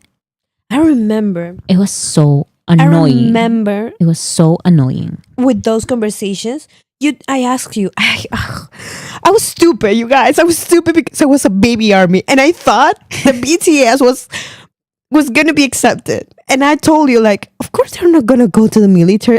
I said it with such... I was so sure of it. You get me? I told you, like, okay, but... we sat down. My sister and I, we sat down. We had this conversation. I asked you, so who gets exempted? You told me fucking gamers get exempted? Yes. And I was like, okay, of course BTS is not gonna go. Period. And you were like stressing. I remember you were sweating about it. You were crying. Like you were so desperate. And I was like, they're not gonna go. Look at me now. 2025, waiting. But it was the best. It was the best because imagine thing that could have happened. I'm not gonna. If they were exempted fully, the government would just never stop talking about it and like, remember BTS, we did this for you, so now you do us this other favor and this other favor and this other favor and do this concert for free and represent Korea in this event and represent Korea in this other event. It would because have been remember we did this one thing for you, but thank you God that they did zero things for them. Yes. So BTS owes them nothing. Yes, BTS owes them nothing. This is the best. Honestly, I'm grateful that in the end they just went. Yes, it was horrible and it's been a time, but honestly they've made sure that this time that they are in the military, it hasn't been that hard. Like I love their solo albums. They've been out there. They've been as fans, it hasn't been that hard. Like we got a lot of content, a lot of songs, and also it didn't just being the best thing ever because, like Namjoon said, this solo era is going to allow them to transition into this next chapter as a whole different group. Yeah. I know it. Like they're going to be different and new, and they needed this. They needed this time. They needed this solo era, and it happened, and it's good. It's good that they were not fully exempted. I really, being completely honest, now it's 2025, we can talk about this now. Yes. I wanted the exception back in 2022, I back in wanted it too. 2021. I Yeah. wanted the exception, but now I'm so glad that it didn't happen. I'm so Yeah. glad that they just did it and they just went and And that's whatever. it. And Yes, that's it. that's Like, it. yeah. So it's great. I think great things are gonna come. Mm-hmm. And we just have to keep going, you know? Like, but I remember back in the day, me being so naive. Because I lost the comment, I'm sorry, but someone said like you were not stupid. It was always like a choice. I was stupid. Because I was stupid. Because BTS asking for the most minimum thing is never For the gonna most minimum recognition, it's never gonna work for them. like it's never the gonna government. they're never gonna settle I for it. just don't understand them. How can they be like, BTS is so important for the economy. We need them. With them, the K-pop industry rises. Without them, the K-pop industry declines. We need BTS. Please, guys, we need you. But also, there's not going to be an But exemption. also we hate you. So yes. And work also, for us, we're going bitches. to take all of your money. And also, exactly. we're not paying you for anything. And also, you have to represent us for free. And also, like, I'm so done with it. And I'm just so glad that this news came to light. BTS were scammed from the government. Like, it happened. And it's good that we know this, because now we know how good of a decision was that BTS decided to just go to the military and get it done and just come back, you know? Yeah. I have not read the comments. What are you guys saying?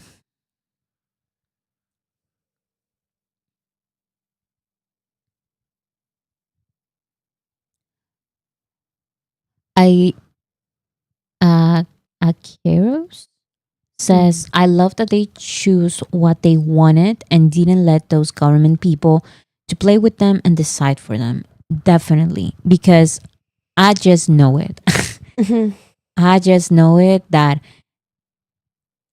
if they were to be exempted fully from the military, it would have been a nightmare, because the government would be like, we did this for you, so now you represent us for everything. Yeah. And also, like, I remember every other fandom being so happy when they announced they were going to the military. And Totally. I just wonder, where are your faves? Where are they? Why are they not fucking the next BTS, the biggest group in the world? Where are they? Nobody. Nowhere to be found. So I just needed to take that out. Yes, I already. They were so nasty to BTS.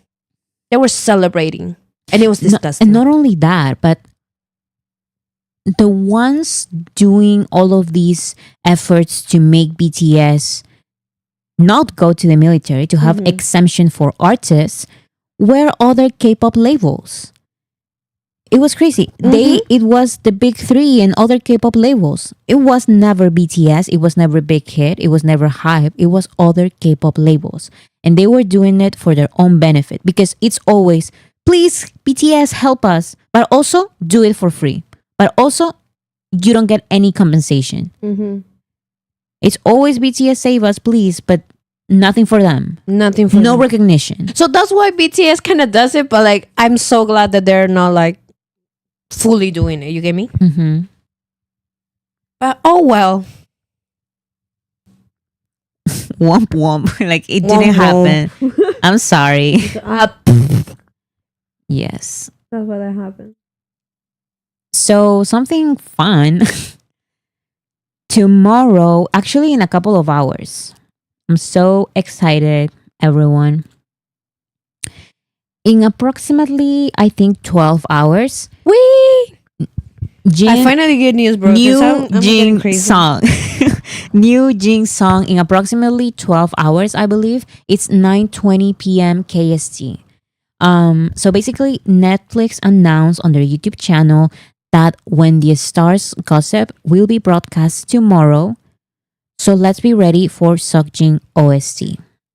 It's going to be so fun. And actually, I saw a clip of, like, maybe it was a trailer or like snippets of the of the series. Mhm. And you know who is the main character? Who? The main character from Boys Over Flowers. What? Yes. Jumpio? Yeah. You guys, I just had like we both had. I think Boys Over Flowers was our first K drama. Yeah, it was. It was. Jumpio is such a character, bro. I love him. But anyways, I know his name is not Jumpio. I don't. Limino. Limino. Mhm.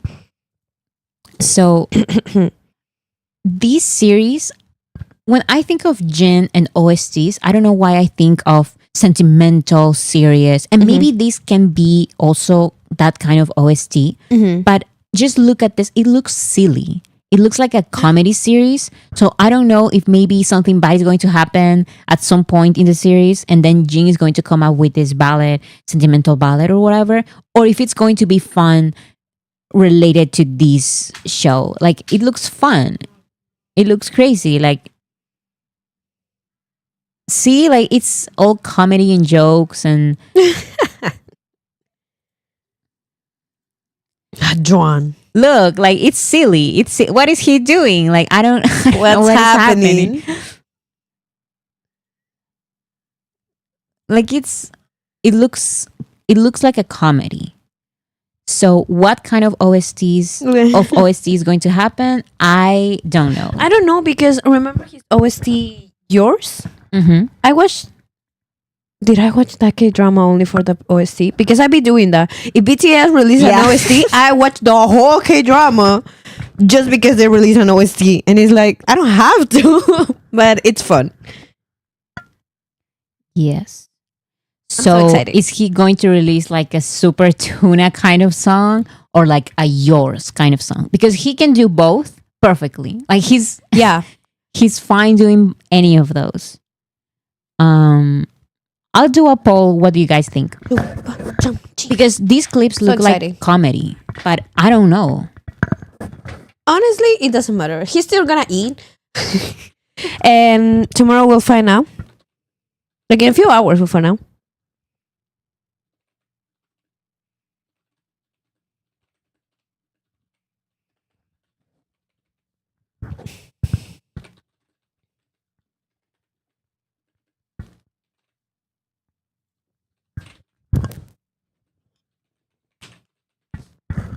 Okay, so what do you guys think Jin's OST is going to be like?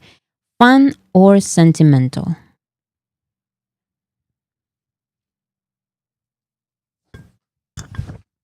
I personally, I have no idea. I have no idea what this series is.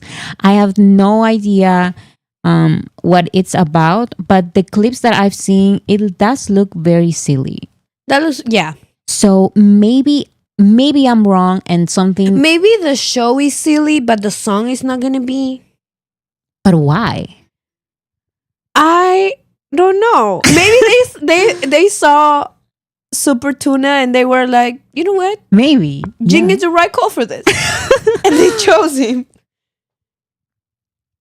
Someone said maybe dramatic, like another level. You know what? Maybe. It's just that Yours music video is so engraved in my mind. Yeah. Because Jin doing that high note and then the woman screaming like, it's so Amazing. So amazing. I love that song. So whenever I think of Jin and OST, I think of that kind of song. Me too. Or like the other guys, like they also have their OSTs and they're very like sentimental, passionate. Like it's a lot happening. You get me? But this, I've never seen like the K dramas that are like the OSTs for those K dramas. Those K dramas are not that silly. So I'm just confused. Yeah. Maybe sentimental to add extra comedy. Someone commented. And I'm like thinking maybe it's like super sentimental to make it funny. Does that make sense? Yeah. Someone said, Cabbage Dynamite said, maybe like Hwarang OST.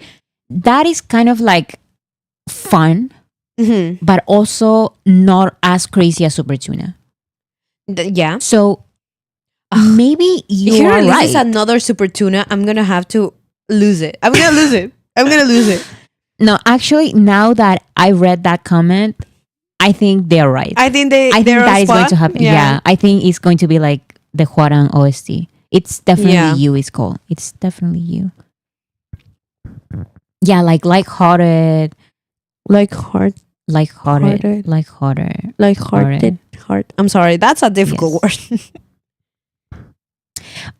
Everyone is asking about the Squid Game rumors with Taeyeon. A lot And- of rumors. Yes. So in an interview with the Squid Game actors, they asked them if Taeyeon is going to be on the third season. And when I saw those like quote unquote news that they're like hinting at a appearance by Taeyeon in the third season, I was like, that is interesting. Maybe because they're like in close contact and Right. Taeyeon is like, there are some hints. Yeah. However, I saw the clip and I'm sorry, guys. I don't think it's going to happen because they were clearly like, no. They were clearly like, they said, I think the main actor said, it's a secret or something like that. Oh no, you told me that they said we can talk about that. Yeah, he said, we cannot talk about that. Okay, then I want him to be part of it, so that's it. Let me be the Lulu. Period. Okay, I'm going to let everyone be the Lulu, but I just Yeah, no one thinks so. No. I feel like the reactions were like, Like, sure. where you got this from? Yes, the reactions were like, where are you getting this from? That's funny. Yes. But it's okay. It's whatever. In this household, we're all safe to be the Lulu. That Taeyeon's gonna be the next creator of the Squid Game. That's gonna be his character. Oh, Yeah, that's gonna be his character. okay. He's gonna be the villain. Oh, Yeah, okay. someone said has to be the villain, please. No, it's gonna be great. You guys are losing it. There's gonna be a spin-off all the way him playing by himself. Yeah, so I don't know. Someone said, Bora, they are actors, so they're acting. Okay. They're acting like nothing's happening, like it's not gonna happen. Okay.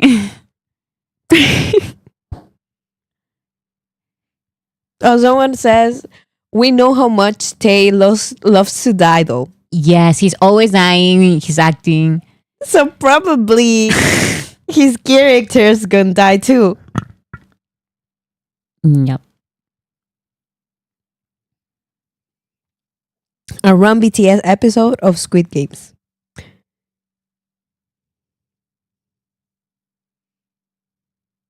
Taeyeon would be such a good villain. That would be crazy. That would be amazing. That's happening, guys. What are you saying? It is happening. Okay.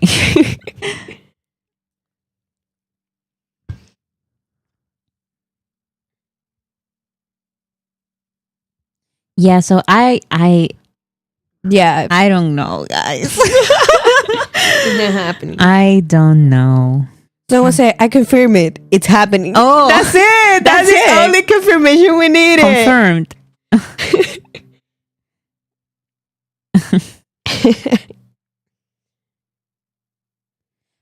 I just realized something. Wait. Most probably, Run BTS is coming back this year. You think so? Yeah. Run BTS? Yes. Because it's easier for them to record it. Right. So even if there's sorry. no album I'm or sorry for- anything like that, it's very likely, guys. It's very likely because they would just have to like be there and play the games for like a few hours. Bro, I pray. I think it's going to happen this year. I hope so. I really think hope so. And if it's not this year, it has to happen soon. I think it's going to happen this year. Oh my god, don't say that because then I get my hopes up. No, because sometimes you just be saying random stuff like that and then you have zero proof to back it. To back it up. So she No, be but- telling me, no, give me a second. Cause she be telling me like, no, BTS are gonna do this concert. They're gonna fly in helicopters. Namjoon, no shirt at all. I'm like, bro, are you serious? And then that shit never happens. You get me? She always gives me the most outrageous ideas that things that could happen, But that's the thing. and then they never happen. Run BTS is not that outrageous. Like That's true. it can happen this year because just think about it. No, it's not. No, just think about it. They come back in June. Mm-hmm. As you can see, they come back in 169 days. Period. And then they get like maybe they get some rest, or maybe they start recording something or working on an album. That album would not come out in June. It would come out in a couple of months after that, or whenever they want to. But it's a minimum of a couple of months. During that time, they can have like a couple of Run BTS episodes. It's not a crazy always idea. does this to It's me. not a crazy idea, guys. Come on. Always It's do not a this shit crazy to me. idea. It's realistic.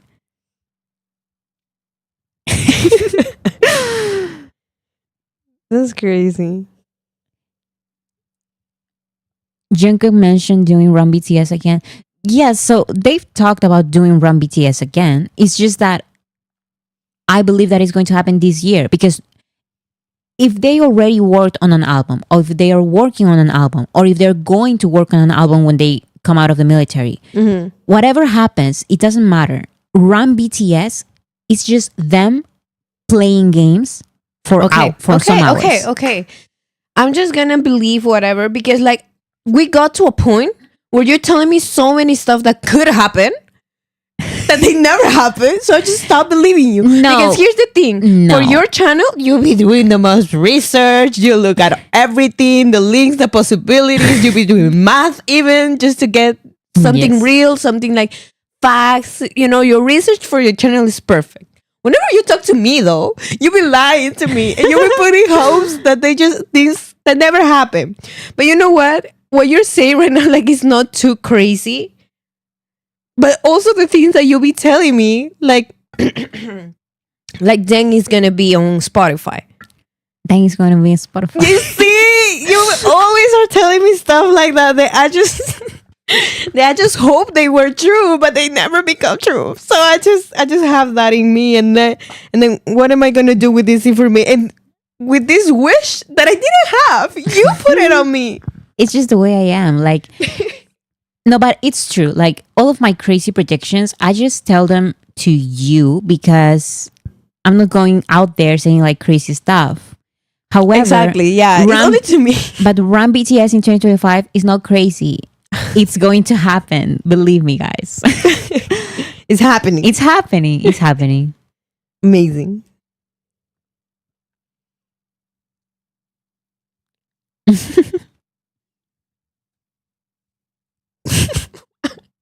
Okay, so So I'm sorry. Someone said Bora's sister has BTSD.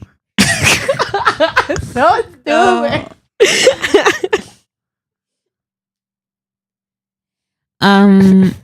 some people are commenting about some news, and I didn't know if I wanted to talk about that specifically, but some news outlets have reported that, take this with a grain of salt, okay? Okay. Some news outlets, South Korean news outlets, have been reporting that BTS is going to come back with a project for the most beautiful moment in life this year. Ah. However, it's just them. It's not BTS saying it. And I believe we should just listen to BTS. You know?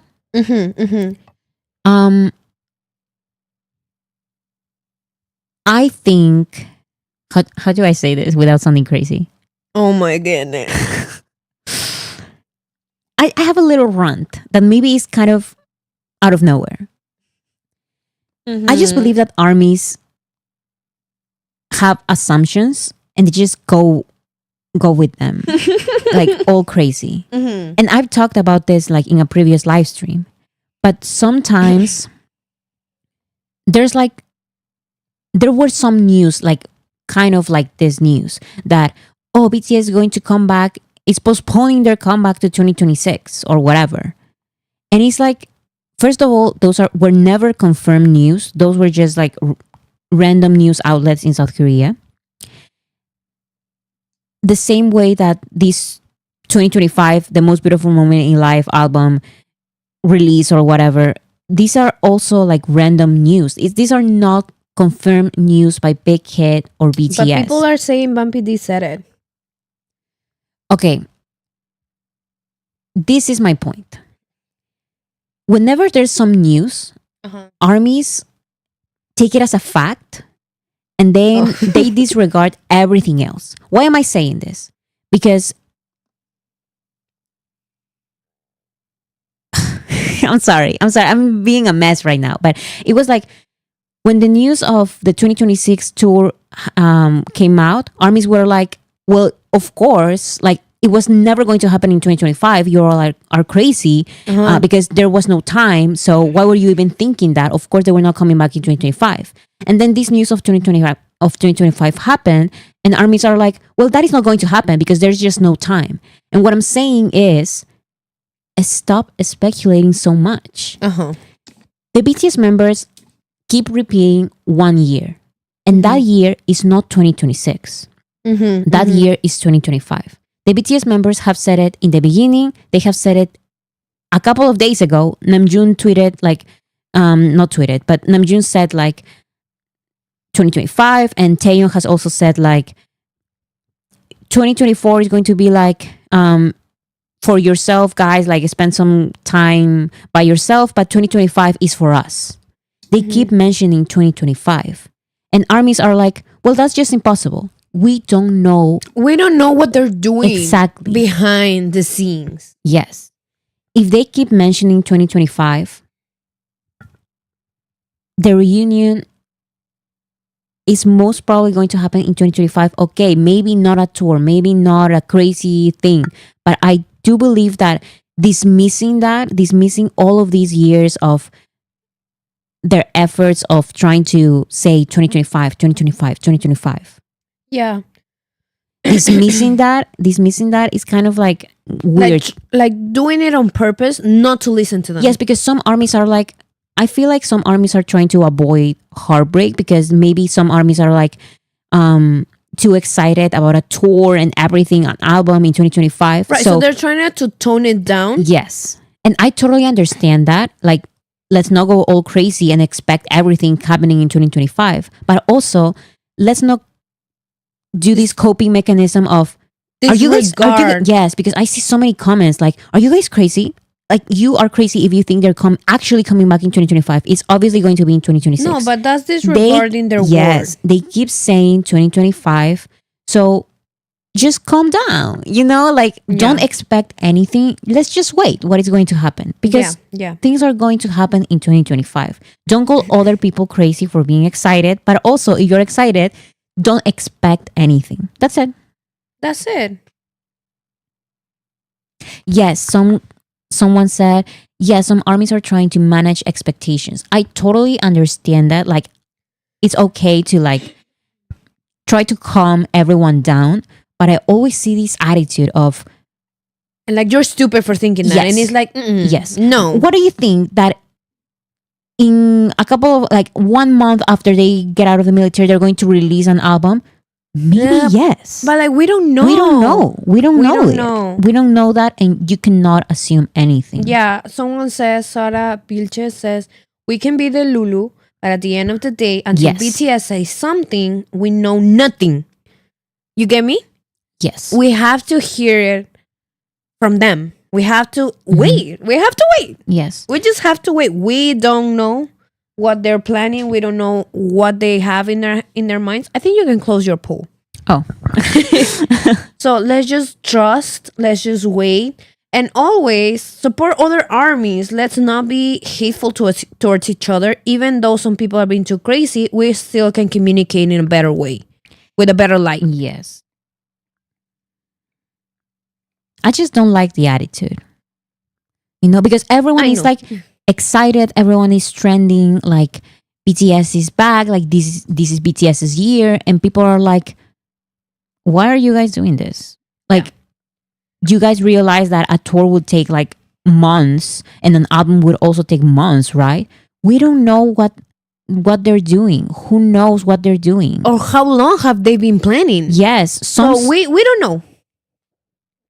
like it's basically confirmed that there are songs that they have worked for years and they release like years after they chose them. So we don't know if maybe they chose already or if they're about to choose the songs that they're going to perform, or they're going to, or maybe who knows, they're writing songs during in the military. Their time there. Yes, like who knows? We don't know anything, and we just need to wait. yes. Yes.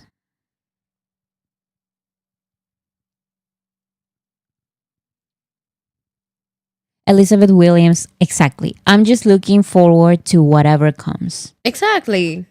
That's exactly how I feel. And my point is also that just we are, as armies, we are excited because 2025 has already started. So let's keep this excitement. Yeah. Let's not bring anything like, why even try to bring other people down to earth? Like, that's not necessary. Like, it's fun. It's 2025. It's BTS's year.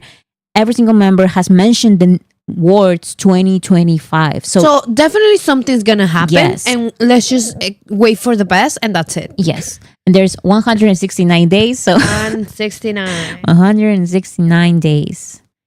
And they're all back. Have anything else we need to check or review, or is just conversation time? We can do like Q&A time. That's a good idea. Before we do Q&A, I want to share this because I thought that it would be very cool. This is just an idea and I just want you guys' opinion.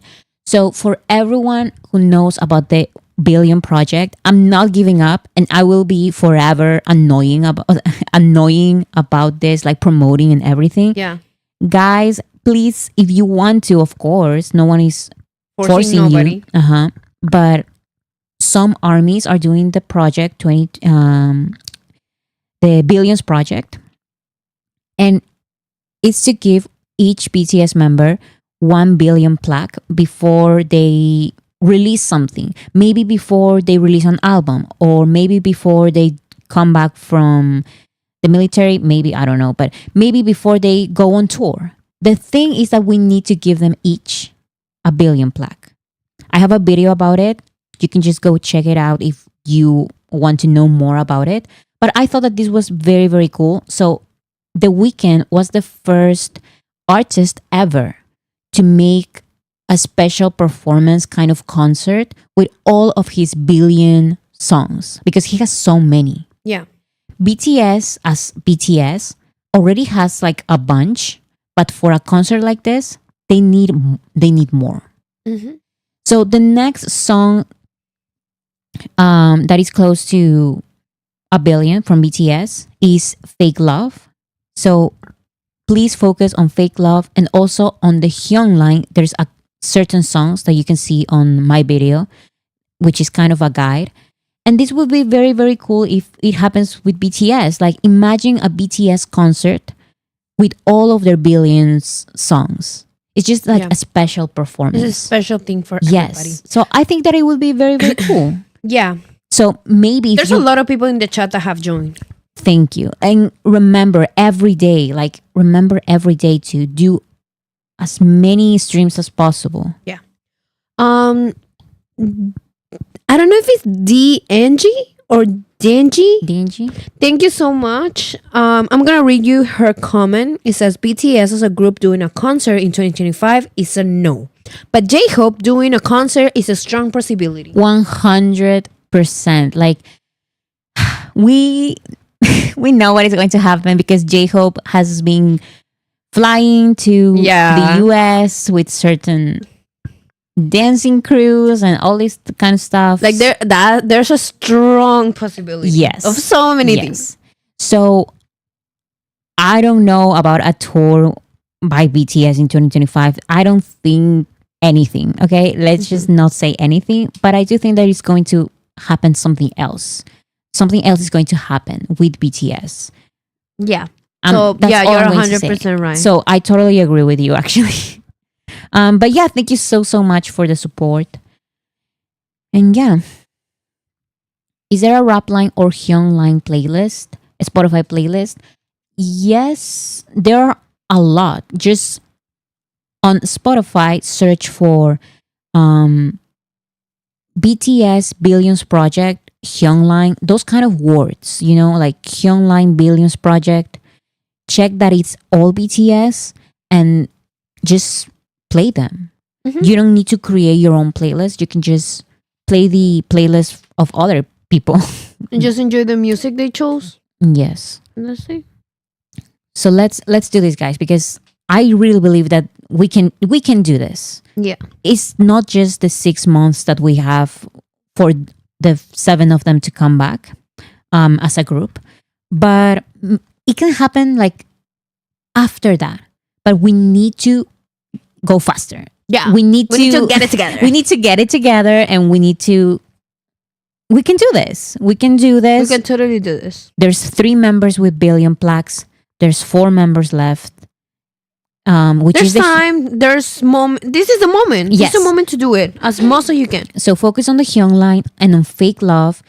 So at least there is the possibility of a concert like the Weekend concert, his billion Spotify concert. He was the first artist ever to do a concert like this. Damn. Just billions. Can you believe that? That's crazy. He has so many. He has so many of That's those. crazy And I know that we can do the same. for BTS. Especially when they come back, all their numbers are going to like grow exponentially. Crazy. So yeah.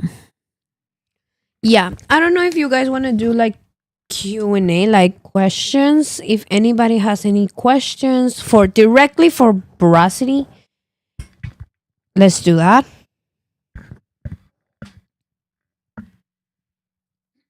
Yes, a Chero, I don't know how to pronounce that, but guys, also please check all playlists. Some fandoms create a playlist and then add their own faves songs.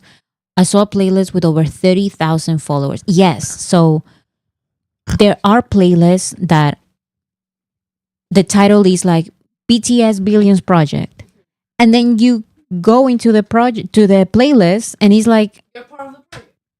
no. In the end, there's like hidden K-pop songs from other artists. So please check always the playlists.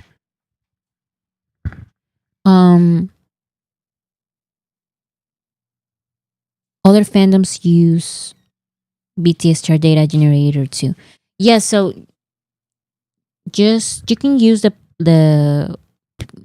BTS chart data webpage as well to create your own playlist. I personally love making my own playlist. But I know that there are a lot out there. Sometimes I just don't have time to make new playlists. So I just look for new playlists, scroll, look if there's any other songs that I don't want to be playing, and that's it. Cabbage Dynamite, it is highly likely Hobie will do Hot on the Street Part 2, Volume 2, right? What dances do you think will appear? I think because Hope on the Street Volume 1 is so short, I think he's going to perform all of them. And he's going to dance for all of them, especially because Hope on the Street is so dance focused. I think he's going to dance to have some choreographies for all of the Hope on the Street songs from Volume 1. And if he does Volume 2 and is also an EP, like six songs, I think he's also going to perform all of them as well.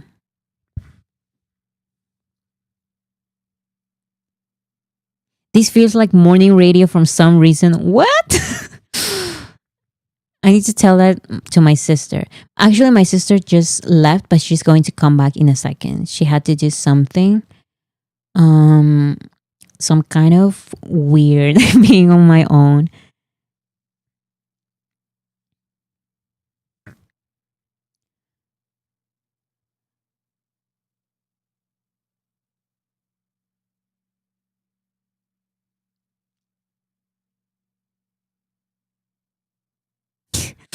What do you mean it feels like morning radio?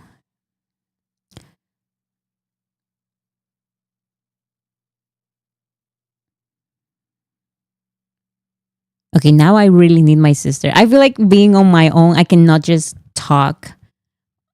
I cannot just talk on my own and read the comments.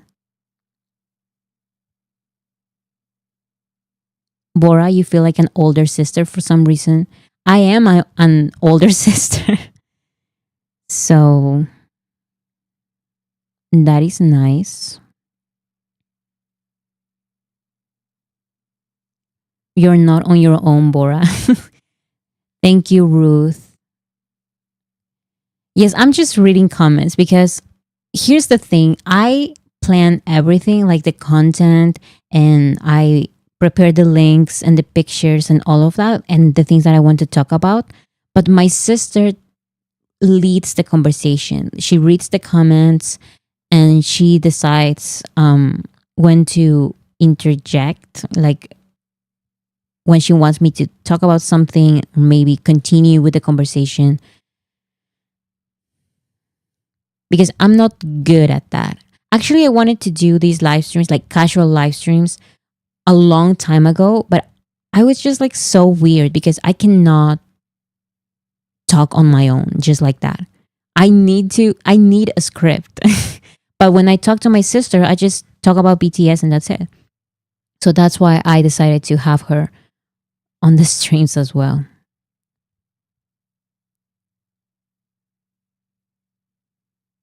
Have you thought about starting a podcast? Actually, I know so many content creators receive that question. Like, are you starting a podcast? And they always say yes and they do their podcast. But honestly, I feel like I wouldn't be able to do a podcast because I'm not such a fan of the podcast format. I get bored with podcasts. So if I made a podcast, like the things that I do, I have to like them. So I love video essays and I love ranking random stuff. Um, so what I see is what I do. I consume a lot of video essays and rankings and fun, those kind of fun videos. So I try to make that as well. But I don't consume a lot of podcasts. I don't watch a lot of podcasts. I don't listen to a lot of podcasts. So I don't know if I would be able to do a podcast. That's why I decided to just do the live streams because I feel like with my sister I'm more comfortable just talking about BTS and just have some conversations here. Is there a new video to be released? So right now I'm working on two videos. Um, so I did the last live stream. We did the polls for each BTS member, one song of 2024. So I'm now working on my own video of my own ranking. And I'm also working on the next video after that. Which actually I'm going back and forth. Maybe I can talk to you guys about my next ideas and you can tell me what you think about it because my sister is not coming back and I'm waiting for her. But anyways, I have an idea that it's called Top 10 Worst Camera Work in BTS's Performances because there are some camera work fails in BTS performances that are just so funny that I said, why not collect them, like put them on one video and it would just be so funny because I remember that there was one time when one cameraman fell and there's another one, the iconic video where they're all in white and they were shadily saying like good camera work, bad camera work. So talking about all of those funny instances of camera work, I don't know, like it's an idea that I have. And the one in Busan where the cameraman fell. Yes, that's what I'm talking about. And also, yes, American television has the worst camera work because they keep showing the audience. They have definitely gotten better, I feel like, in recent years. But when BTS first started performing in 2017, it was a nightmare because they would record BTS choreographies so bad. They don't know how to record BTS performances. So I have a list of the worst camera work that I've seen in BTS performances. And I thought that it would be like a fun idea to talk about that, to make a video about that. And then I have another video idea that is called BTS versus K-pop versus Korean pop. And I've already talked about this kind of in different videos, but this will be like I will try to make a proper video essay.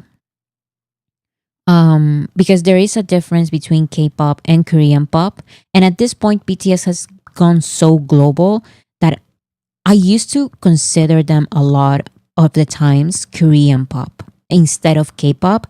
But at this point, they have gone beyond all of that, even Korean pop, that I would feel like it's just different. I don't know. I would make like a difference. I would talk about the differences in between BTS, K-pop, and Korean pop. So that's the second idea. My third idea is, okay, I know everyone is going to say, because I received so many comments about this third idea, and I'm going to make it. I just need some time. The video would be called How BTS Birthed K-pop Global Groups. And is this entire wave of K-pop groups, the problems with them, the benefits of them, how BTS basically had an influence in all of that. And I know I've so many people have asked me to make a video about this, about these kind of global groups, this trend of global groups. And I'm going to make it. This is a very difficult subject for me because it's such a big thing. It's such a big trend that I need to focus and think very carefully about this.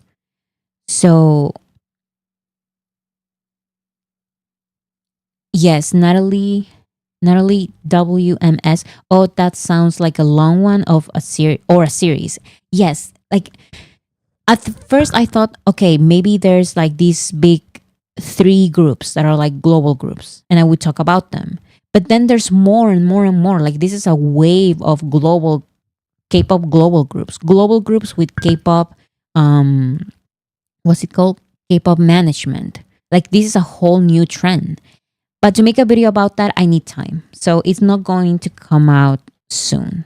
So I'm focusing more on the idea of the worst camera work and BTS versus K-pop versus Korean pop.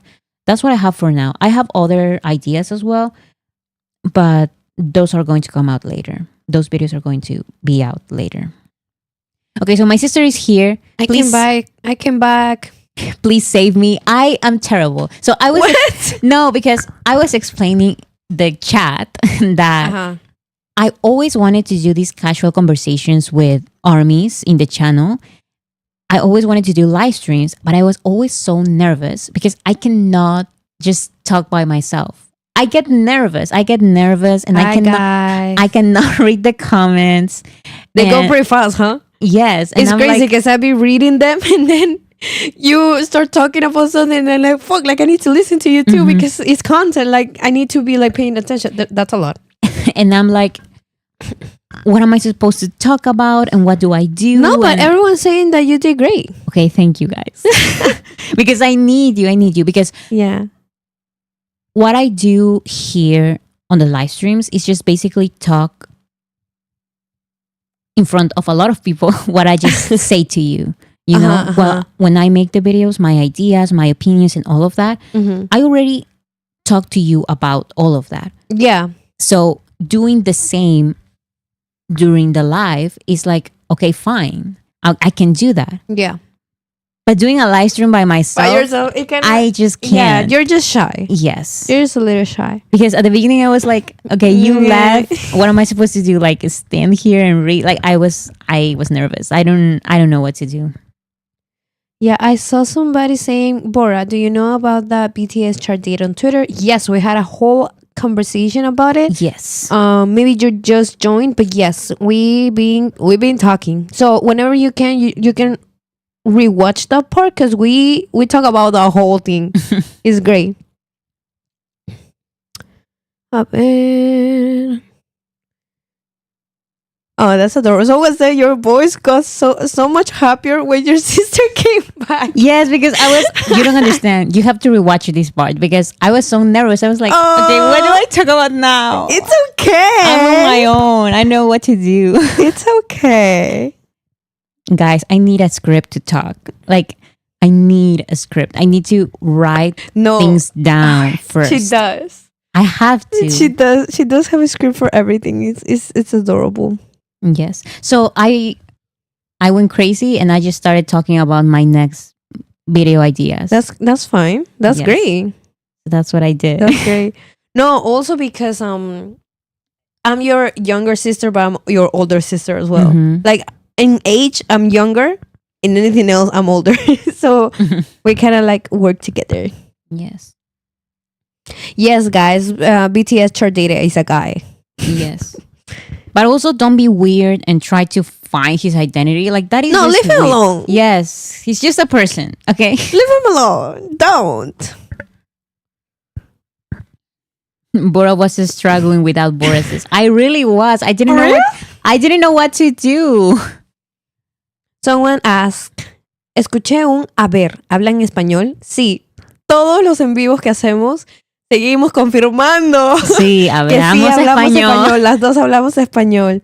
For everyone that doesn't speak Spanish, is that once again, we're confirming again that we do speak Spanish too. Yes. It's our first language. It's our first language. And that's why we have an accent. That's it. Yeah, it's so funny because I was speaking with my sister, and after the first live we did, she told me no one really didn't know where your accent was from. Yes. They didn't know where you were from, but as soon as people started listening to my accent, they were like, "Oh, they're Latino. They're Latinas. They're Latinas for sure." Because And I was like, your accent is so strong, like Hispanic accent. I don't know what you're talking about. Mi gente latino. Like Mi gente latino. 100%. Yes. When you told me that they were saying that, I was like, that's so funny. Why you guys are making fun of my accent? Like, why are you guys making fun of my accent? Someone's asking, Bora, will you make a video about your 2025 theories? Yes, but 2025 has to... Well, a new one, you mean? Because I already have... Well, like, you already have one. Yes, I'm going to show it. Someone says, so do Brazil. Hello to Brazil too. Awesome. Mi gente Latino. They're also Latino. This video is called My Random Predictions for BTS's Comeback. And I talk about all my predictions for BTS's comeback. So yeah. So there's that video. There's that video.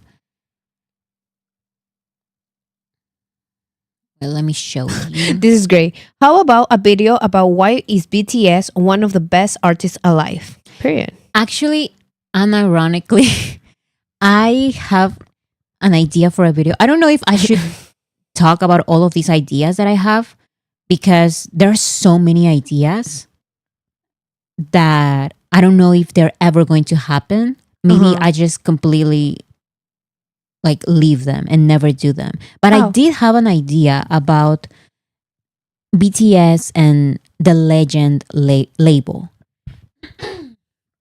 How it's so different from what it used to be. Like before, it was so easy for everyone to consider certain artists legends because, let's say, Michael Jackson and the Beatles and Queen and all of these artists.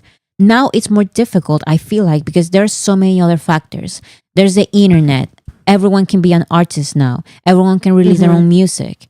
everyone can promote themselves, everyone can go viral on TikTok. So being considered a legend now is different because you can break Michael Jackson's records and still not be a legend because maybe there was a fluke, maybe you went viral on TikTok. It's different from being a legend because Michael Jackson did all of that without the help of TikTok or the help of social media.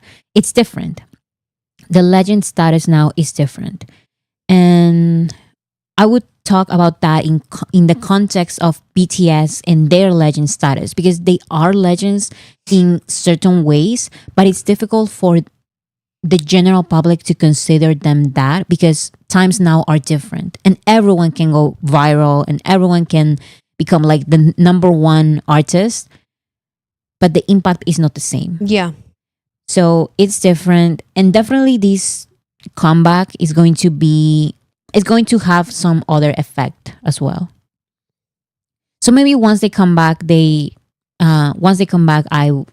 start making that video. But it's one idea that I have. Yeah.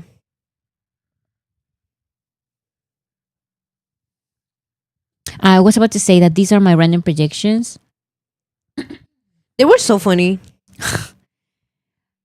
I remember that I talked to you about this video because Yeah, you were stressing. I was stressing. You were stressing. I was stressing so much about this video because do you remember what I told you? That I felt like this video made no sense.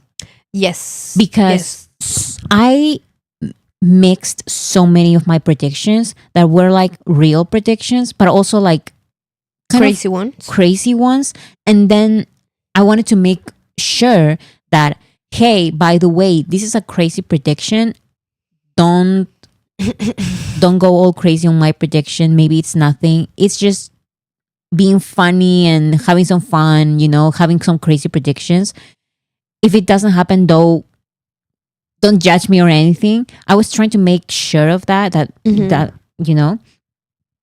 I told you that I felt like I was doing too much, trying to make it seem like, by the way, guys, like this is just a prediction. So here's the thing. I remember when you're very good at writing and I think everyone agrees with that. But sometimes you mess up your writing to make sure that you're being clear. And I've told you this before, and I think people in our past live streams have said this as well, that you cannot make everybody happy. And still, even if you make sure to repeat yourself and to make your words clear, still people are going to misunderstand you, and you just need to be fine with that. And I told you, let it go. Like, you just need to release the video because I love that video. I remember I was watching it before you posted, and I was like, that's so funny. Like, all of it is funny. Everything is fine. You are oversaying it a little bit. So don't oversay it. Just say it once or twice, and it's still people are going to misunderstand, or they're going to understand whatever they want. So you just need to let it go. Of course, I say with my perspective that I'm not a content creator.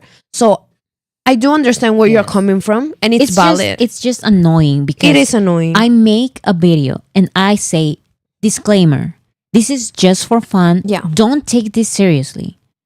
I say it at the beginning. People go ahead and take it seriously. I say at the beginning, as I say it in the middle, I say it in the end, and people still take it seriously. People still take it seriously or just misinterpret. And it's like, there's always going to be misinterpretations. Every single time there's going to be misinterpretations, or someone didn't understand my point. And then I feel like I should explain myself better and better and better and better because I don't want the same thing to happen again.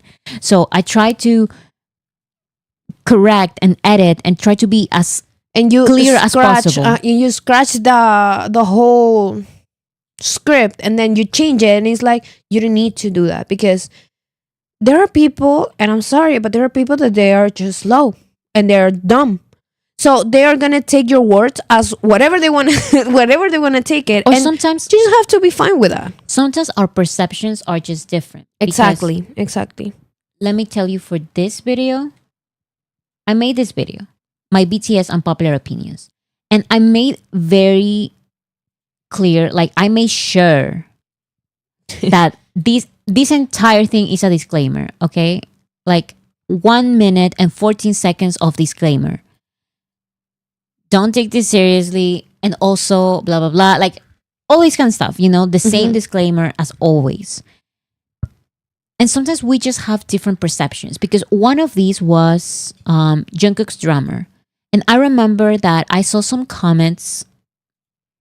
Okay, so let's go back to the beginning. This unpopular opinion is that the response to Jungkook's drummer shows a hypocritical side of the fandom. Yeah. Because I saw that the reception for this drummer was kind of like they were mocking him. They were making fun of him. That's what I saw. And I know it was like as a joke, but my controversial opinion, my unpopular opinion was that I don't find it funny. I don't find it funny. Yeah. Maybe it's unpopular because everyone is laughing. And I'm like, okay, you can all laugh, but I don't find it funny. I think he was a great drummer. Yeah. And this is my unpopular opinion. And people were still in my comments and some other comments from other people reacting to this video that were like, I don't know how she can even say that, because it was all a joke. And also, it was never that serious. It was never like with malice or anything like that. I never said that maybe it was with malice. I just said that it was mean, that it was, I didn't agree with it. It's an unpopular opinion. Exactly. That's my point. Like, maybe they didn't see it as serious, but my unpopular opinion is that I didn't find it funny. Maybe it was in a joking manner, but I don't find it funny. So if they were like, how can you say that? That's not how I feel. Yes, because it's an unpopular opinion. It's an unpopular opinion. It was just annoying because it's always like, I don't know why she said that. I said it because I saw it. Exactly. I saw those comments. I saw those TikTok after TikTok. When this concert happened, TikTok after TikTok making fun of him, and I just didn't find it funny. You just didn't find it funny because he was rude. Yes. And maybe I'm too sensitive. Maybe I am, but that's why it's an unpopular opinion. Because everyone was laughing, but I was not. I was not. Yeah. They just, sometimes some people, whatever it is, whatever you say, they're just gonna gaslight you into thinking that you're saying something wrong, that they're disagreeing or whatever. And it's like, when actually a lot of people agree with you, and if they don't agree, then that's the point of the video. Like, it's an unpopular opinion. Like, it explains by itself. And sometimes I don't blame them, because I don't explain myself like correctly sometimes. Yes, like I know sometimes that I could have explained myself better, but at the end of the day, like you said, I cannot keep making, what's the word? No puedo dejar que esto me siga pasando, que me siga afectando. I cannot let this keep... Let is the word. I cannot let this still bother you. Yes, because it prevents me from keep making videos. Like, it prevents me from continuing, from finishing a video. Yeah. No, because I go back to the video and re-edit it and rewrite it. And this is not perfect. I could have said this better. And I end up not making a video at all. Yeah. And for the people that doesn't know, like for the people that they just started like watching the live streams, we talked about this at the beginning. And when we did the first live stream, this is the reason why we're doing live streams. Because this is the reason why. Because it's your, like, it got to a point where there was so much criticism that it was not that valid, that it would like make you overthink. Every time that you would do a new video, you will have to correct yourself, you will have to go back, and then at the end you would play so much with the video, you would move it so much that you didn't like the video, and then you scratch the whole video. And all your work that you've been doing for months of research and a lot of things and writing and rewriting the script, that will go to waste. And this is something that just cannot happen. And I remember there was a lot of stress. It was very stressful for you, and because it's months of work that you just had to let go, which because people are rude, because they just want to do that to you. You get me? So that's why we started doing the live stream, so we can speak about this, so we can talk about the process, so we can talk about and have people's opinion, your subscribers' opinion. Because then your next videos they will be part of that, and a lot of people are saying that these are your that this is your platform, this is your video. So making these live streams has actually helped you to just release the video and just do it as you want and write it as you want. And also, if I didn't explain myself like as I should have, or maybe I thought that I could have done better, I can just come here and then explain it. Because also what I saw happen was that the latest video that I made, this video, Be Yourself or Be a Star, which I changed a little the title here, but anyways, I made this video. Did you understand the video? Me? Yeah. Okay. Sometimes I'm reading the chat that you just answer. No, I'm asking you. Like when we watched can you give me the latest video from the last live stream? Oh yeah, we watched it live. Mm-hmm. I remember and I remember that everyone in the live stream understood. Yeah. And everyone in the comments understood. But there's always one or two comments. It's always one or two. No, it's not like one or two. Like there's a few people out there. Yes. They just get it so wrong. That I explained how during the 2010s, it was not just in the music industry, but it was the entire media for teenagers that was like, don't be a star and this fake persona, be just yourself and all of this. Like it was this entire movement in not only music videos, but also TV and movies and all of this. So to explain that, to show that, I showed all of these different like this is show business, all of these clips of different movies and series, and I showed with like I wrote here, she's the hero and she's calling narcissistic to who? To the villain who is a star. Like who works so hard. I'm trying to over explain here. No, some people didn't understand. Because you over explain, you put Disney Channel examples. I'm writing here, he is the villain and he is a star. She is the hero and she just does nothing because she's herself. I'm trying to be as clear as possible. Yeah. Some people would still be like, I don't know why she included those random clips. I didn't understand what her point was there. And he's like, then I guess I cannot do anything else. I can. No, but that's what I'm trying my best. That's what I'm telling you. That's myself. What I'm telling you. And I think this comment is actually great. They say, Bora, you're an influential voice. That means you have actual haters. They're going to quote unquote misunderstand anyway. Like it's not you, it's not the way you explain, it's not the way you write, it's not the examples you use, it's just simple people that are just gonna choose no matter what. Because it doesn't matter if you say, I like BTS, people in the comments are gonna be, so you're saying you hate BTS and you want them to disband? And they're like, okay, so what happened there? Your accent is not that bad. You get me? You do have an accent, but not that bad. So people are just the comments about the accent. Honestly, those don't offend me because it's like, how can you say something about someone who is talking her second language? Like some people, that's so disrespectful, bro. I remember that there was this one comment that I received that was like directed to, like it was a comment about my accent, telling everyone else, but not me directly. As if I were not about to read the comments, you know, like as like, if she has an accent. Like that? It was, she should use AI voice because I cannot understand her accent. What? And, yes. And I responded because I was like, first of all, I'm not very, like, I don't really like AI.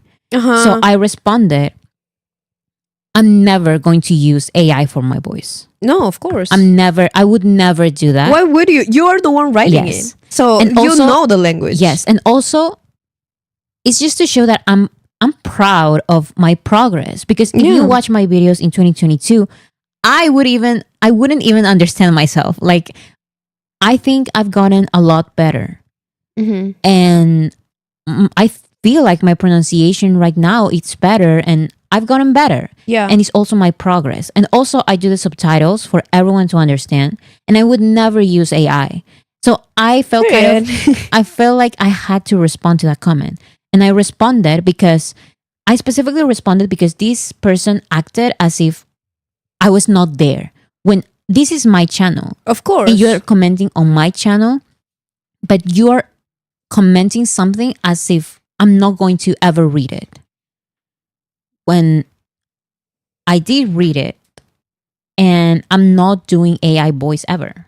Yeah, no, of course. And also, it's like BTS has an accent. Someone said in the comments, BTS has an accent. Yes. So why are you in this channel, bro? No, I understand. But like people are like that. There's nothing to do to change it. It's annoying, Yes. but that's why we created this little community here. With live streams that everyone's so supportive, so nice. So Yes, because also I had this entire video finished, and just to get the clips from the movies, it was a little bit of a nightmare because I had to look for the movies and then try to record the screen. Like, and these Disney Channel shows are difficult to like screen record and all of that, and these specific shows.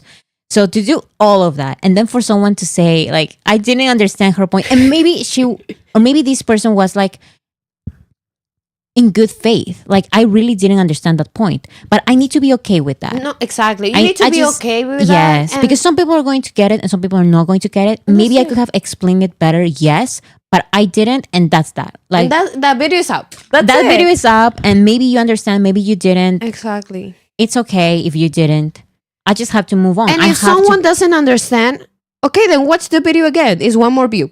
Like let's watch it again. Let's watch it again. No, but you know that I really care about people understanding the message. Like, I know, because you sit down and you read it to me, and then you show me the video, and then you tell me like I have this idea, but I want to make it easier to understand. So I just kind of like it's a whole process. So we're just saying this not to like make it seem like you want to complain, but it's more like to make it sing.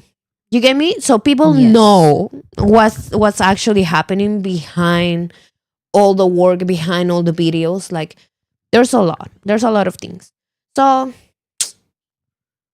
they suck.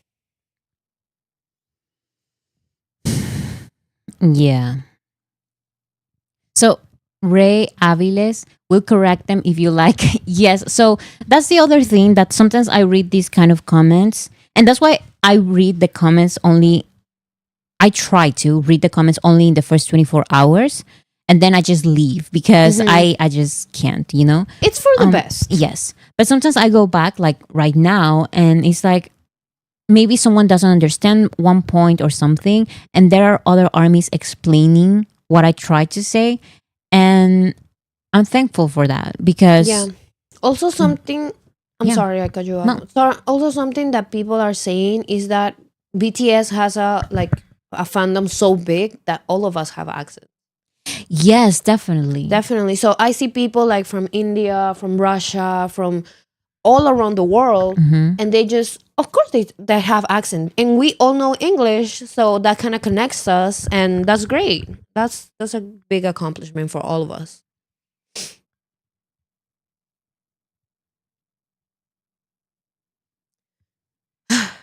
Yeah. That's right.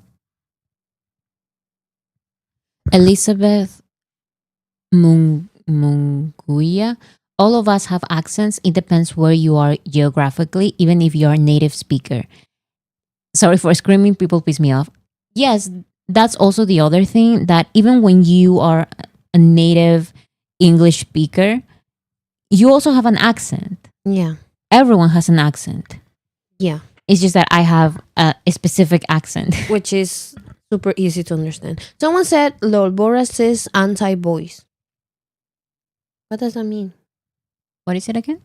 Boras is apostrophe anti-boys. Anti-boys? I don't know what that means. I don't know what that means. Is it nice or is it mean?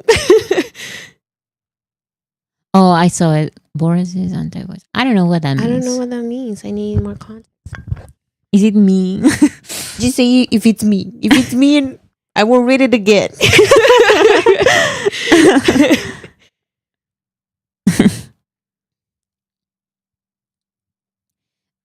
I'm so glad that so many people, Erica specifically now, but I know a lot of people say that they don't need subtitles to understand my videos.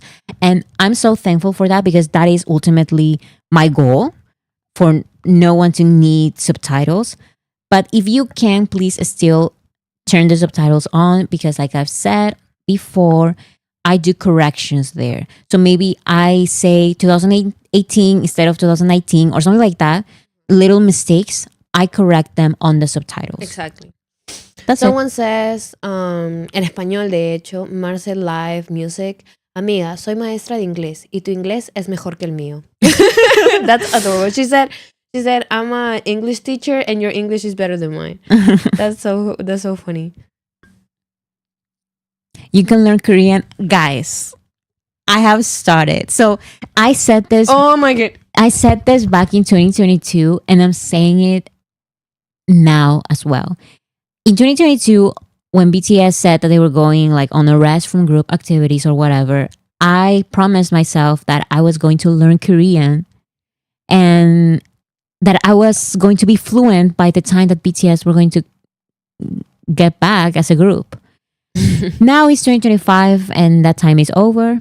However, I still have 169 days and I have made a goal that I'm going to learn Korean, guys. Bro, you need to watch K-dramas because I think that's when I learned the most Korean. Mm-hmm. Remember, I was like just speaking random phrases in Korean all the time. And I was like, I think that's the most I learned. I stopped watching K-dramas. I think they stopped releasing like cold ones. I don't want to say that, but like, is that true? I don't really know. You know what my opinion is about K-dramas? Yeah, it's just not that much for you. But I really like some of them. Yes. I really like some of them. So whenever I find the right one, it's great because I can watch it and enjoy it. Yeah. But it's just that these typical romance stories. I love that. Please like episode for one kiss. I'm there. I just cannot. I love it. I cannot do it. I cannot do it. Like, I'm all about crazy shows that have all of these crazy plot twists and then they are fast and fun and, you know? Yeah. So I'm not really into a lot of K-dramas, but whenever I find the right one, I watch it and enjoy it. But yes, I'm maybe movies, BTS interviews, yes, things like that. Yes, because we learn English with media. Yes, because you can learn only so much with actual classes, but you need to listen to the media. Like, you need to know the media in order to learn a language. Yeah, because when I started learning English, I went to, first of all, I just started learning with media from zero, like just Hannah Montana songs and, you know, Disney Channel songs and stuff like that. And then I went to like a specific English as a second language classes. And you did all your classes? I did all my classes. Like, I started like in basic 7. So I jumped from 0 to 7. That was great. But I continued in intermediate level and then advanced level and all of this. Yeah.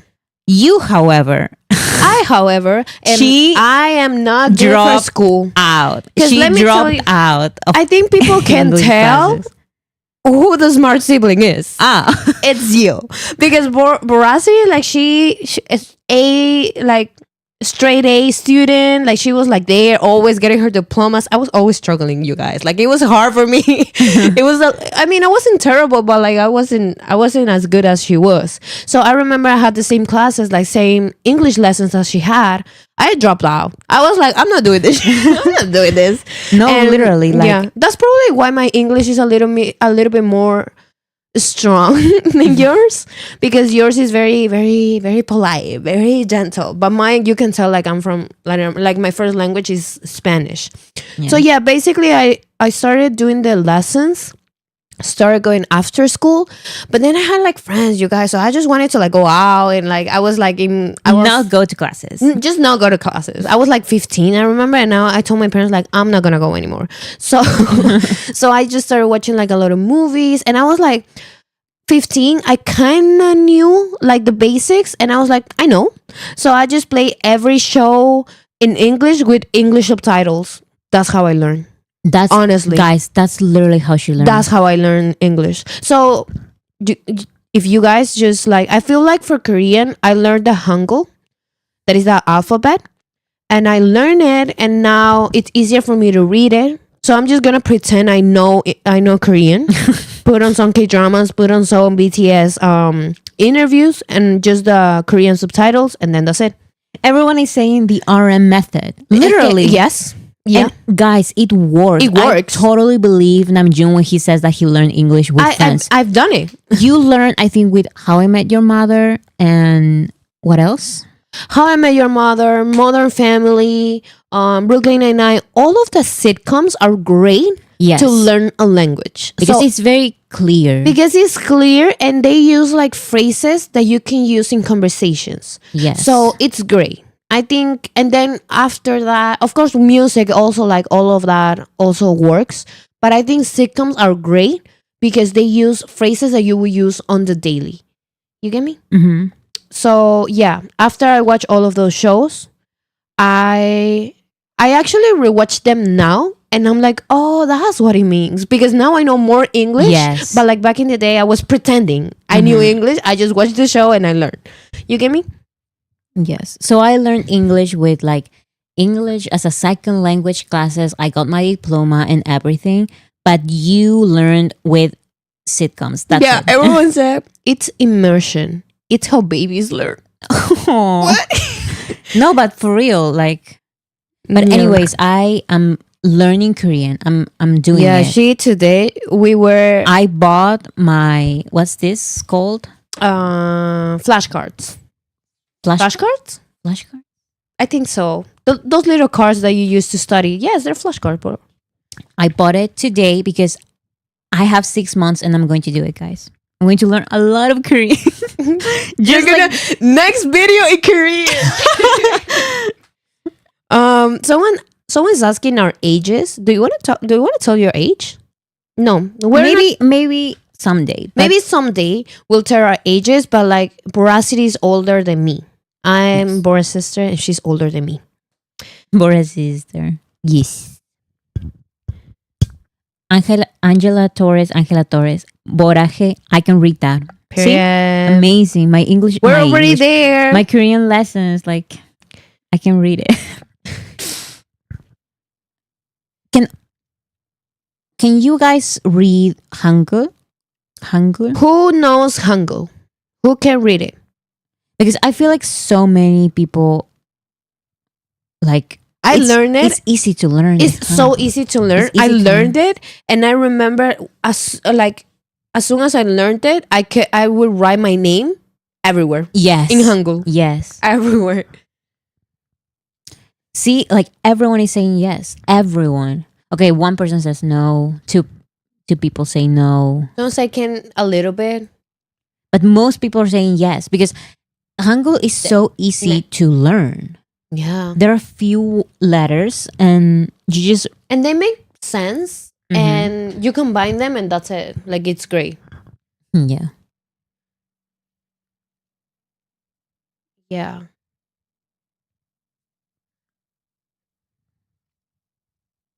Damn, someone says, I know about 1,000 words. That's my goal. I'm learning certain days of the week. I'm going to learn 5 words. I'm going to repeat them and write them and write them. I know I'm hungry and it's delicious. Why? Because I'm fat. So I be eating. You're not fat, come on. So I be eating and I be telling like, pegopa. And then when I finish, I say, but she's so And you guys, I don't know if I'm saying it right, but I just watch. That's what in the K dramas they say. So I'm assuming what I'm saying is correct. Yeah, someone said the Hangul is easy, but the grammar is hard. I feel like the grammar, well, I don't know yet, but I feel like the sentence structure makes so much sense. So I feel like it's kind of easy. I mean, it is easy, but like it's so different. It is different. It makes it. Yes. They make it way more simple, which fucks my brain up because because I'm used to all a of this difficult sentence structure. Yes, and the sentence is flipped basically. Like it's your mind goes all crazy. Yeah, but I don't learn. I don't. You know, the last thing I learned about English was grammar. First, I learned the sentences. Yes, Just sentences and know what they mean, and that's it. that's what I'm learning. That's why I'm learning phrases. Learn the phrases because that's what worked for me. Like, Yes, I'm doing 5 words and 1 phrase each lesson that I'm going to have. yeah, I don't do grammar. And then sometimes, like, you're gonna hear some words that you already know with words that you don't know together, and you're gonna be like, oh, like this word that I know goes with this word too. So your brain kind of starts connecting everything, and after you know all the words and all the sentences, you're like, oh, they go together because this is the grammar. Yes, They go together because of this. Because I remember you tried to teach me with the kindness of your heart. You tried to teach me English grammar. Like yes, years ago, many years ago. And I was like, I listened to you and I was like, I'm never gonna read this again. You made me notes and everything. It was so adorable, but I am just not because it's born for that. I feel like I learn English with English lessons, like English as a second language lessons, and I'm very technical with English. Like I know the sentence structure and all that kind of stuff. Yeah.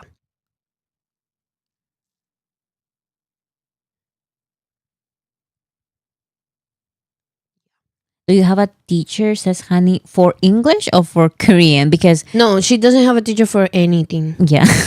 No Korean, no English. So English she learned it kind of like with classes and by herself. Like it was a mix of those two. But Korean, she wants to learn them by herself. Yes. At least basic stuff. Yeah. Until BTS reunites. Someone's asking, are there any Koreans in this live? Teach us. So if anyone's Korean and it's in the chat, it wouldn't make sense because we're speaking English. I saw someone who said that they are Korean American. Oh. But I don't know if Korean from South Korea. Someone says, get a Korean speaking friend. Where do I get those? Because I don't know where to find them.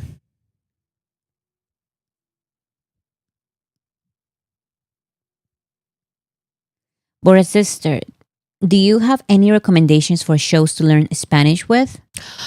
Damn. That's interesting. What Spanish shows are like Well, famous? I don't know. Listen, I'm not a fan because I'm a grown up. Oh. But there are some Disney shows from Argentina and Mexico that I feel like would be good because I learn with Disney shows English. So maybe you can do the same with Spanish speaking shows in Spanish. Also, like for Netflix shows, there's a show that's Control Z. It's Mexican. The original language is Spanish, but it's not like a sitcom. It's like dramatic. And then Elite. That's what Elite. So here's the thing: you need to choose your accent. Yes, choose which English you are going to learn because Yeah. I learn American English, because it is easier. Like Yeah. it is easier with the pronunciation and everything, and also media is more close to American accent than English accent. Okay, for the people in Spanish that say in the telenovelas en Rosa de Guadalupe, you guys, we're not recommending that. We're not gonna give them that. They're not gonna learn. I mean, they could learn like La Rosa de Guadalupe that gives a lot of cliche sentences. That would be so funny. If I ever hear like a person trying to learn Spanish saying some words from La Rosa de Guadalupe, it would be funny. For people who don't know, this is like a telenovela type thing. Kind of. Yeah. Each It's so dramatic. Each It's episode funny. is a different story. Don't get me wrong. I love La Rosa de Guadalupe. She does. I love she it. Loves it. She watches La Rosa de Guadalupe for fun. For fun. And I'm just like, I cannot. I cannot. It's Like, great. it is fun, but it's also so ridiculous. It's so ridiculous. But It's like ridiculous. it's Everything that happens there is ridiculous. great. I don't care. It's so good. It's so funny. But whatever. We're not here to talk about that.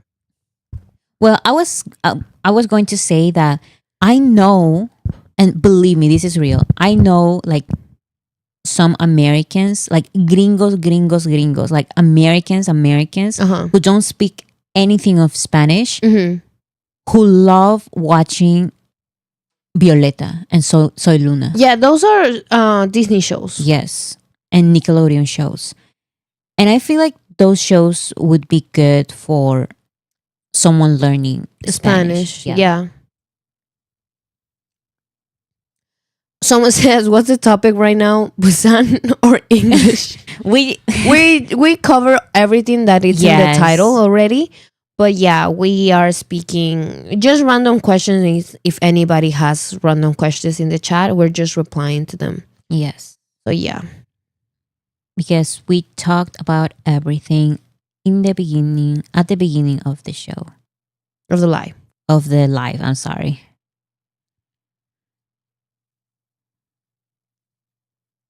But yeah.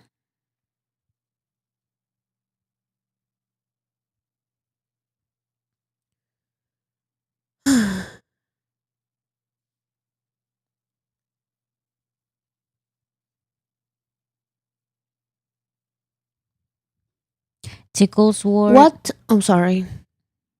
Go ahead. asks, can you make an updated video about where the Billion project is at now with updated numbers and the specific songs that are closest? I don't know if a video, because I feel like there wouldn't be much content. I already have We one. already have a video. Yes, but it's not updated. So I don't know what I can do. Maybe a short video, or maybe I can explain it in a live. I'm still trying to think about it because I definitely want people to get back to the Billions project. Like, remember that it exists. Yeah. And to continue doing it. Because I feel like we can't do it. I'm not giving up. That's it. Someone asked, what time are these weekly lives? So it's every Friday from it can be from 5, 6, 7. Like it's a Friday, you guys. It's always It's Friday. Fridays, It's always yes. Friday. Around this time is usually when we are ending the live streams. Yeah. So from now, like, when whatever time it is in your country, just look at the time now and then go back 3 hours. That's usually about when we start the Oh, lives. it's a Saturday somewhere else. Oh, Oh. yes, because it's like, yes, it makes sense. But- yeah, it would be like after midnight. Yes. Yeah, for us it's like Fridays 5, 6 p.m. ish. Yes, because someone says here is 2:38 a.m. Yeah, so there we would start like at 11, 12, kind of. Yeah. Yeah. So whatever time it is right now that you can see in your country, Like less. just go back like 3 3 hours. Yes. Someone asked, who are your biases? I won't say names, but I have like 7. Oh my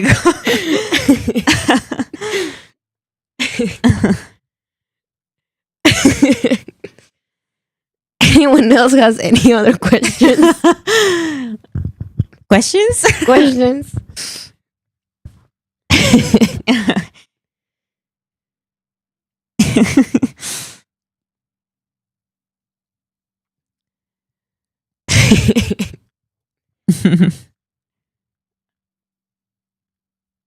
Someone says, you guys, everything is funny. And someone said like smooth. I saw that comment. I was like, I'm gonna wait till you finish talking.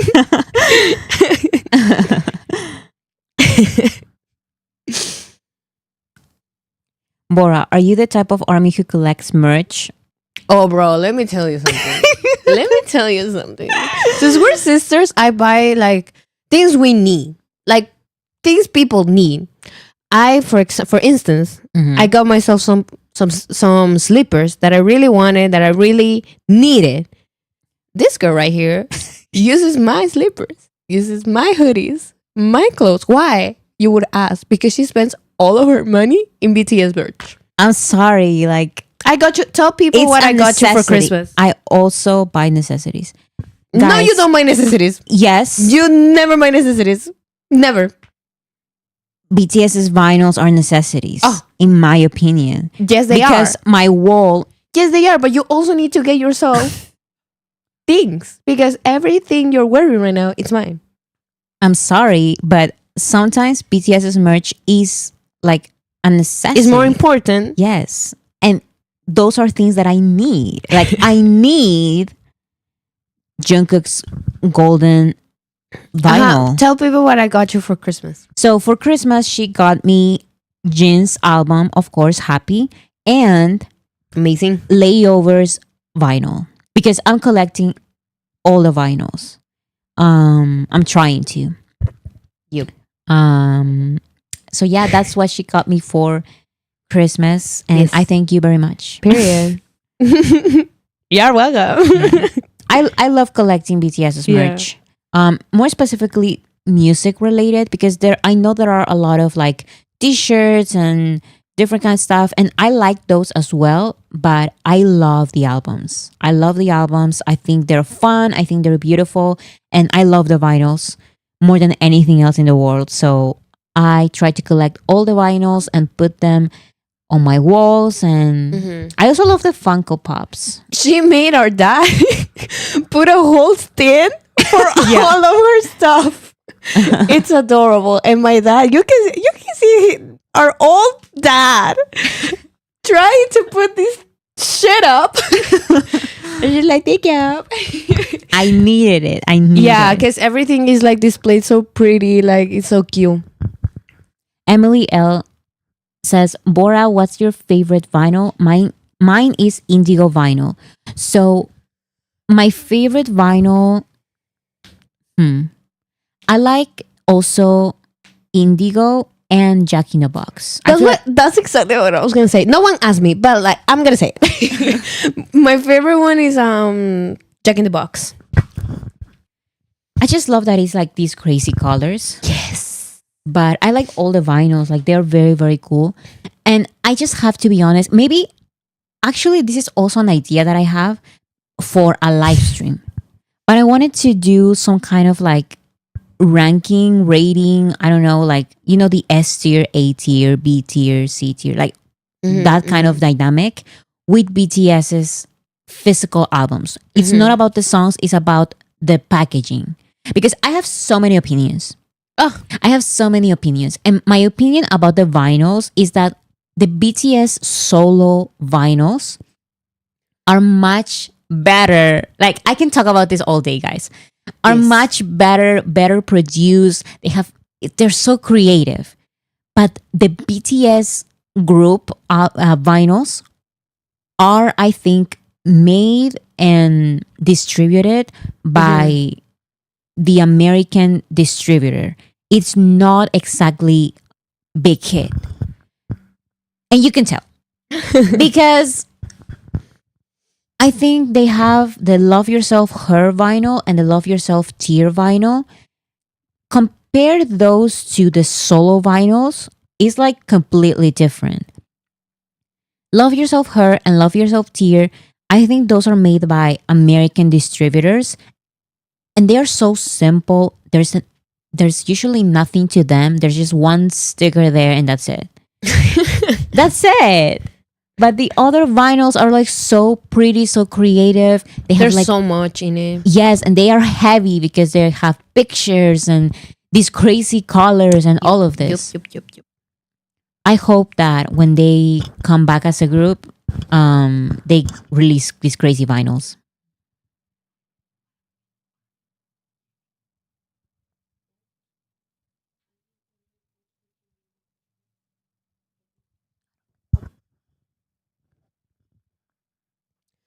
Someone's asking, do you guys have an army bomb?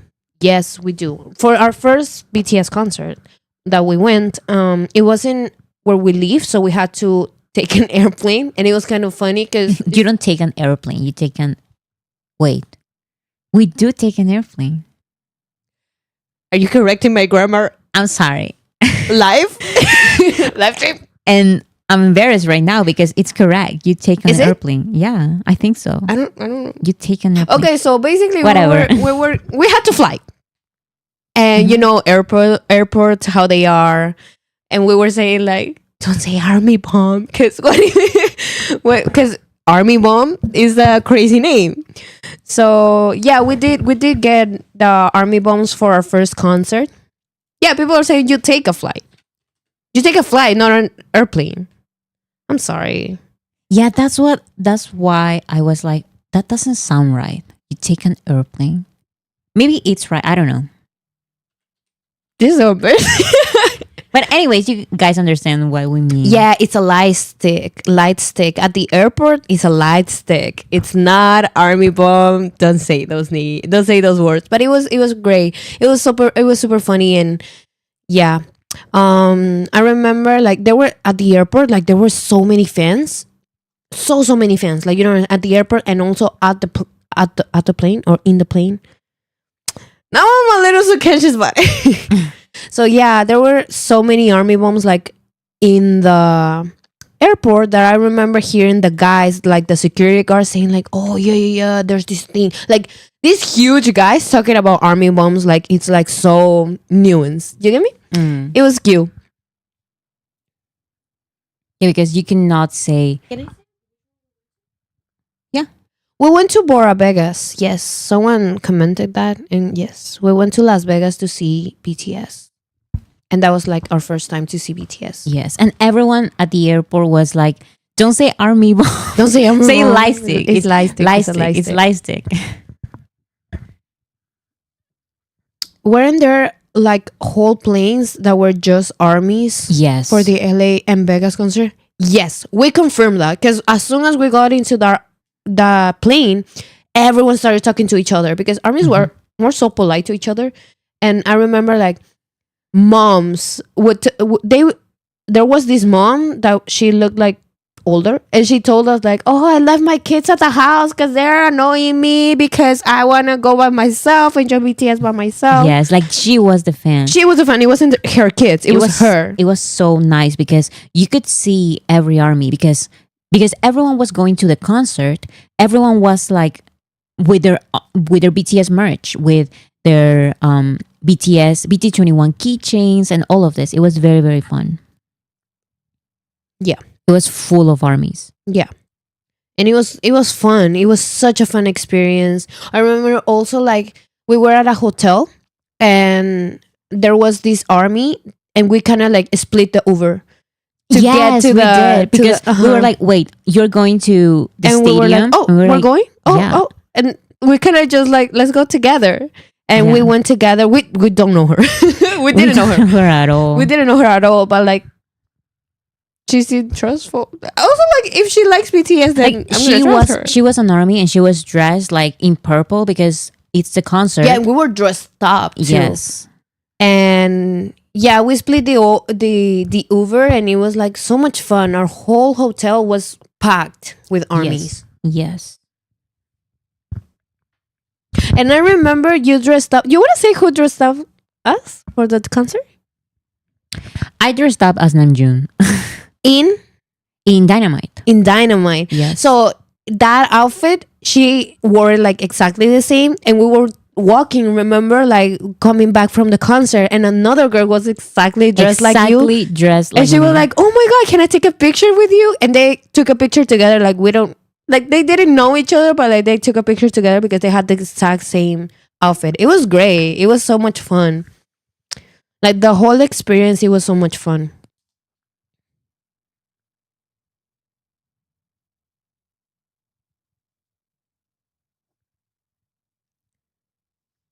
You want to say something else, or maybe one last question and wait?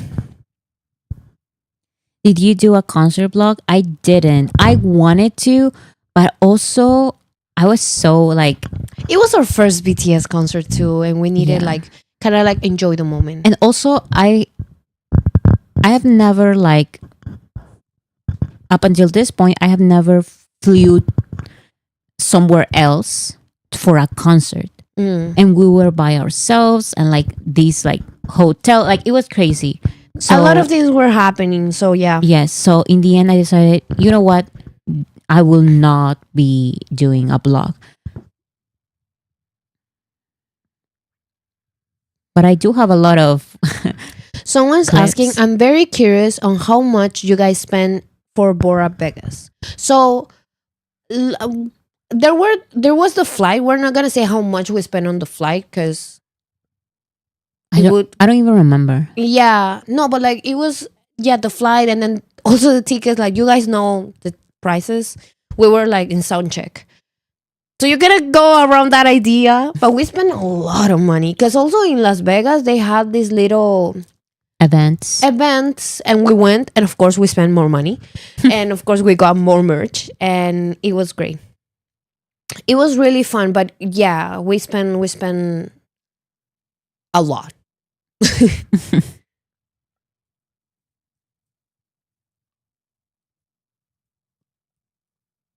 Someone's asking, are we going to Korea?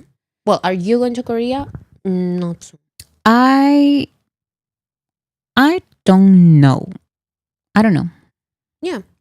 Someone's saying, are we rich? No, we're not. No. So it was a very bad decision. No, it was a good decision. I don't care. Financially bad. Yes. For mental health though, Yes. great. Great. It's everything an investment. Did we eat after that concert? No, we did not. For months.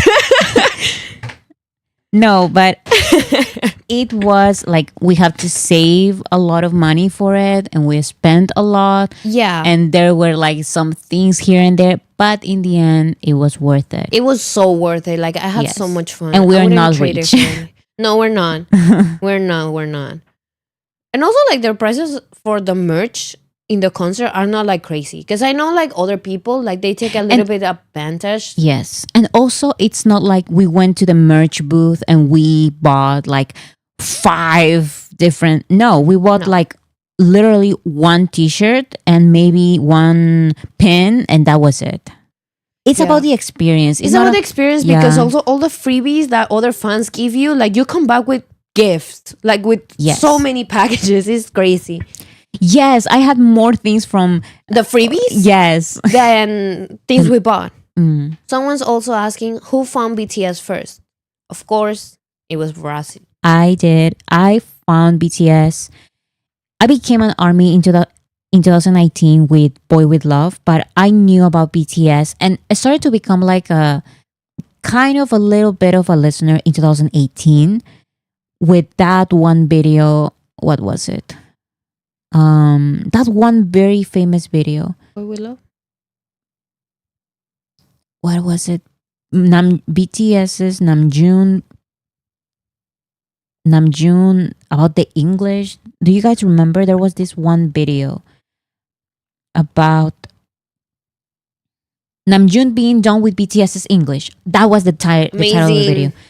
And also BTS being a mess in America, 2018. Amazing. So those videos, I got to know them in 2018 because of those. But I was an ARMY. I became an ARMY in 2019 with their Boy With Love comeback. And then my sister became an ARMY in 2020. I think 2020 with Dynamite Combat. Yes, I'm a with Dynamite army, and I love it. And I think it was your plan all along to kind of like make me an army so we can go to concerts together, listen to the music together. It was fun. 100%. I wanted to do a poll. When did you guys become an army? Become an army. Oh, I remember when the Holly's chicken noodle soup came out. Amazing. Amazing. Because I used to love like Becky G. I still love her. I still love Becky G a lot. So when they collab, I was like, oh my God, I love this collaboration. It was great. I think my first favorite song, I don't know if people remember their first favorite song, but mine was Ampangman. So if you guys remember, comment which song was your favorite first song, like the song that kind of like got you forever. Oh, I love Dope. So I'm writing three Get your options. From 2013 to 2018, from 2019 to 2022, or wait, no, let me do 20 Spring Day. 2021. Wait, let me change it. I'm going to do 2018 Make a love. and then 2013, 2017, 2018, 2021, 2022, 2025. Okay, let's do the poll. When did you become an army?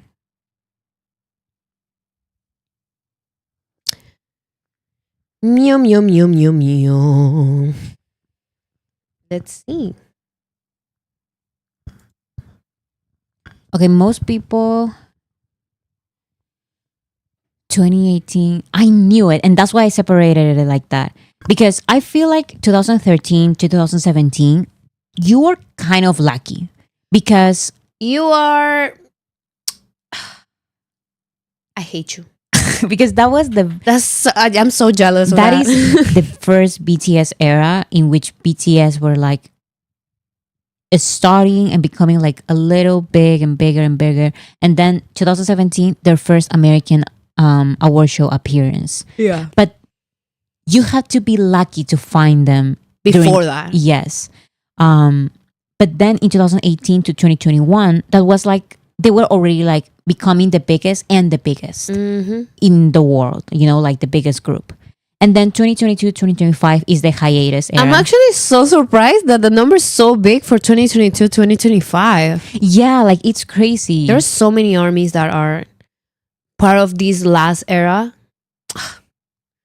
If you think it's exciting with their solo projects, you're gonna love when they come back. There Like, are it's gonna be so exciting. many solo era armies. I'm just so excited because they don't know how crazy we get when there's an OT7 comeback. And how much fun it is. It's so much fun. It is crazy because Yeah. things keep happening and there's so much content and there's like interviews and fun content. Like armies are motivated to do like funny compilation videos and these edits and all this kind of stuff. It's very, very fun.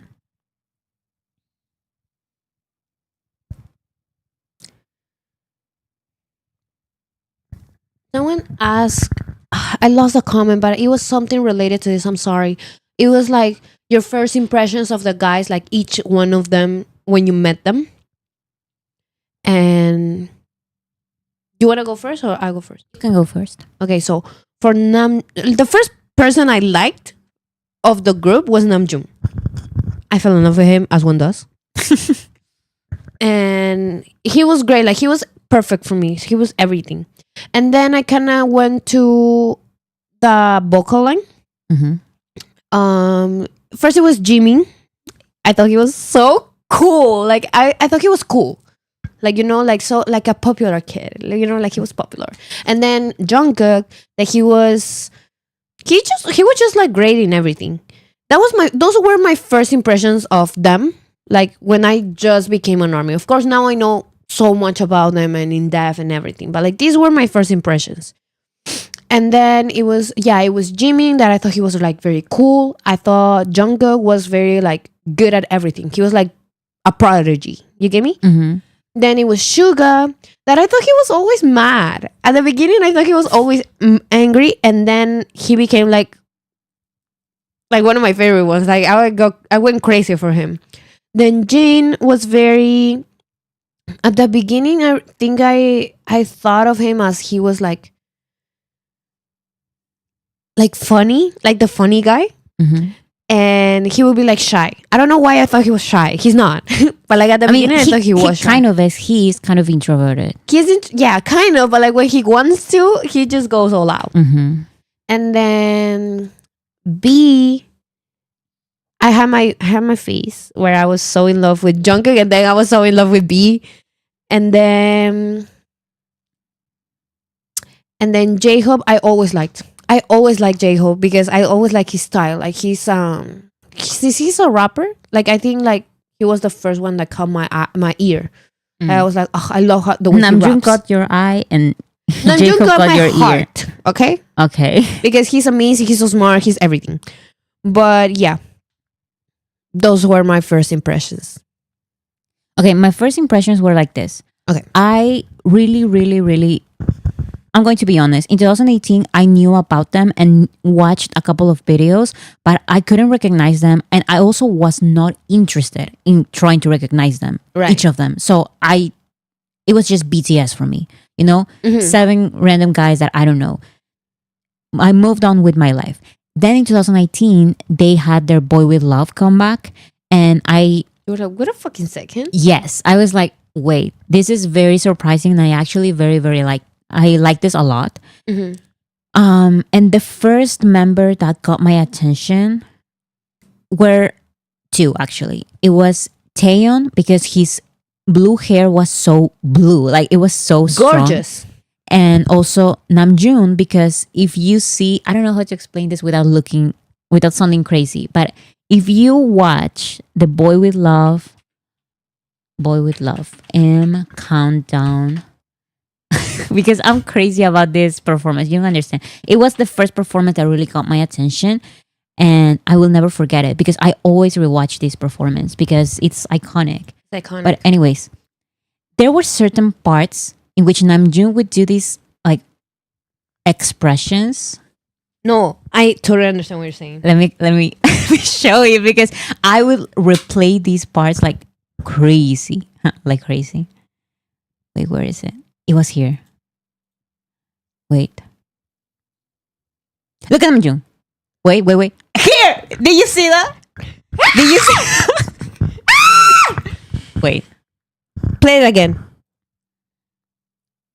That! Like, he was like, no.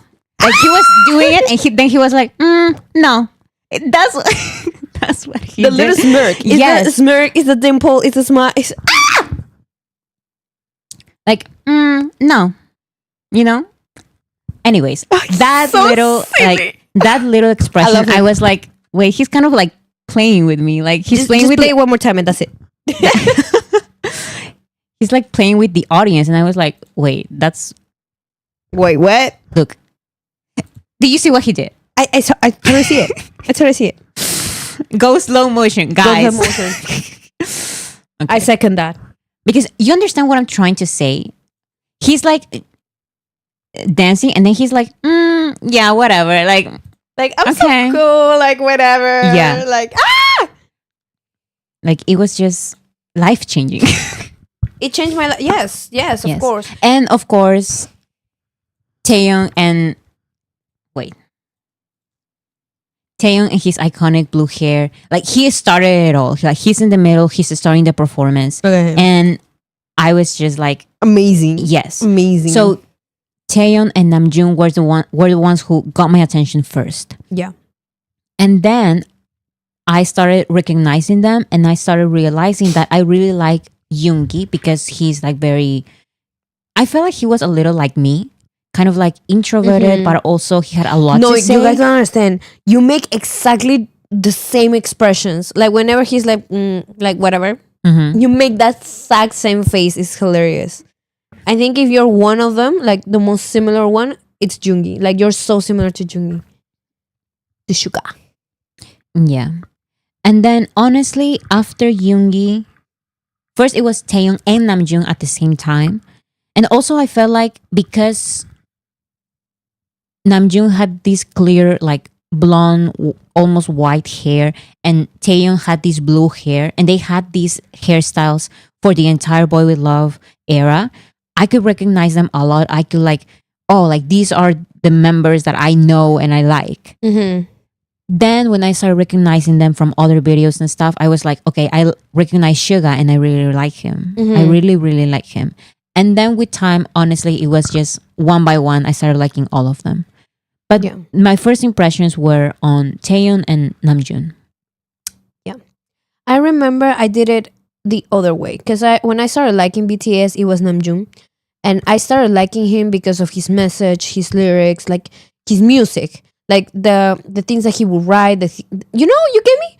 Like that's the part I fell in love with, like with Namjoon. And to me, it wasn't BTS, it was the Namjoonas. Like all of them, I only care about Namjoon. I only care about Namjoon and like it was Namjoon and BTS to me. And then little by little, like each member started like doing something or saying something that I was like, oh, I actually like that. But I kind of like fell in love with the message of BTS before falling in love with them as people or with them as their looks, which I think is weird because usually it's the opposite. It's because I already told you about them. Yeah. So I explained to you like their personalities and stuff like that. So you got that first. Yeah. I was the complete opposite. I got into them because of their music. Because like I said, I already knew about them because of these funny compilations in 2018.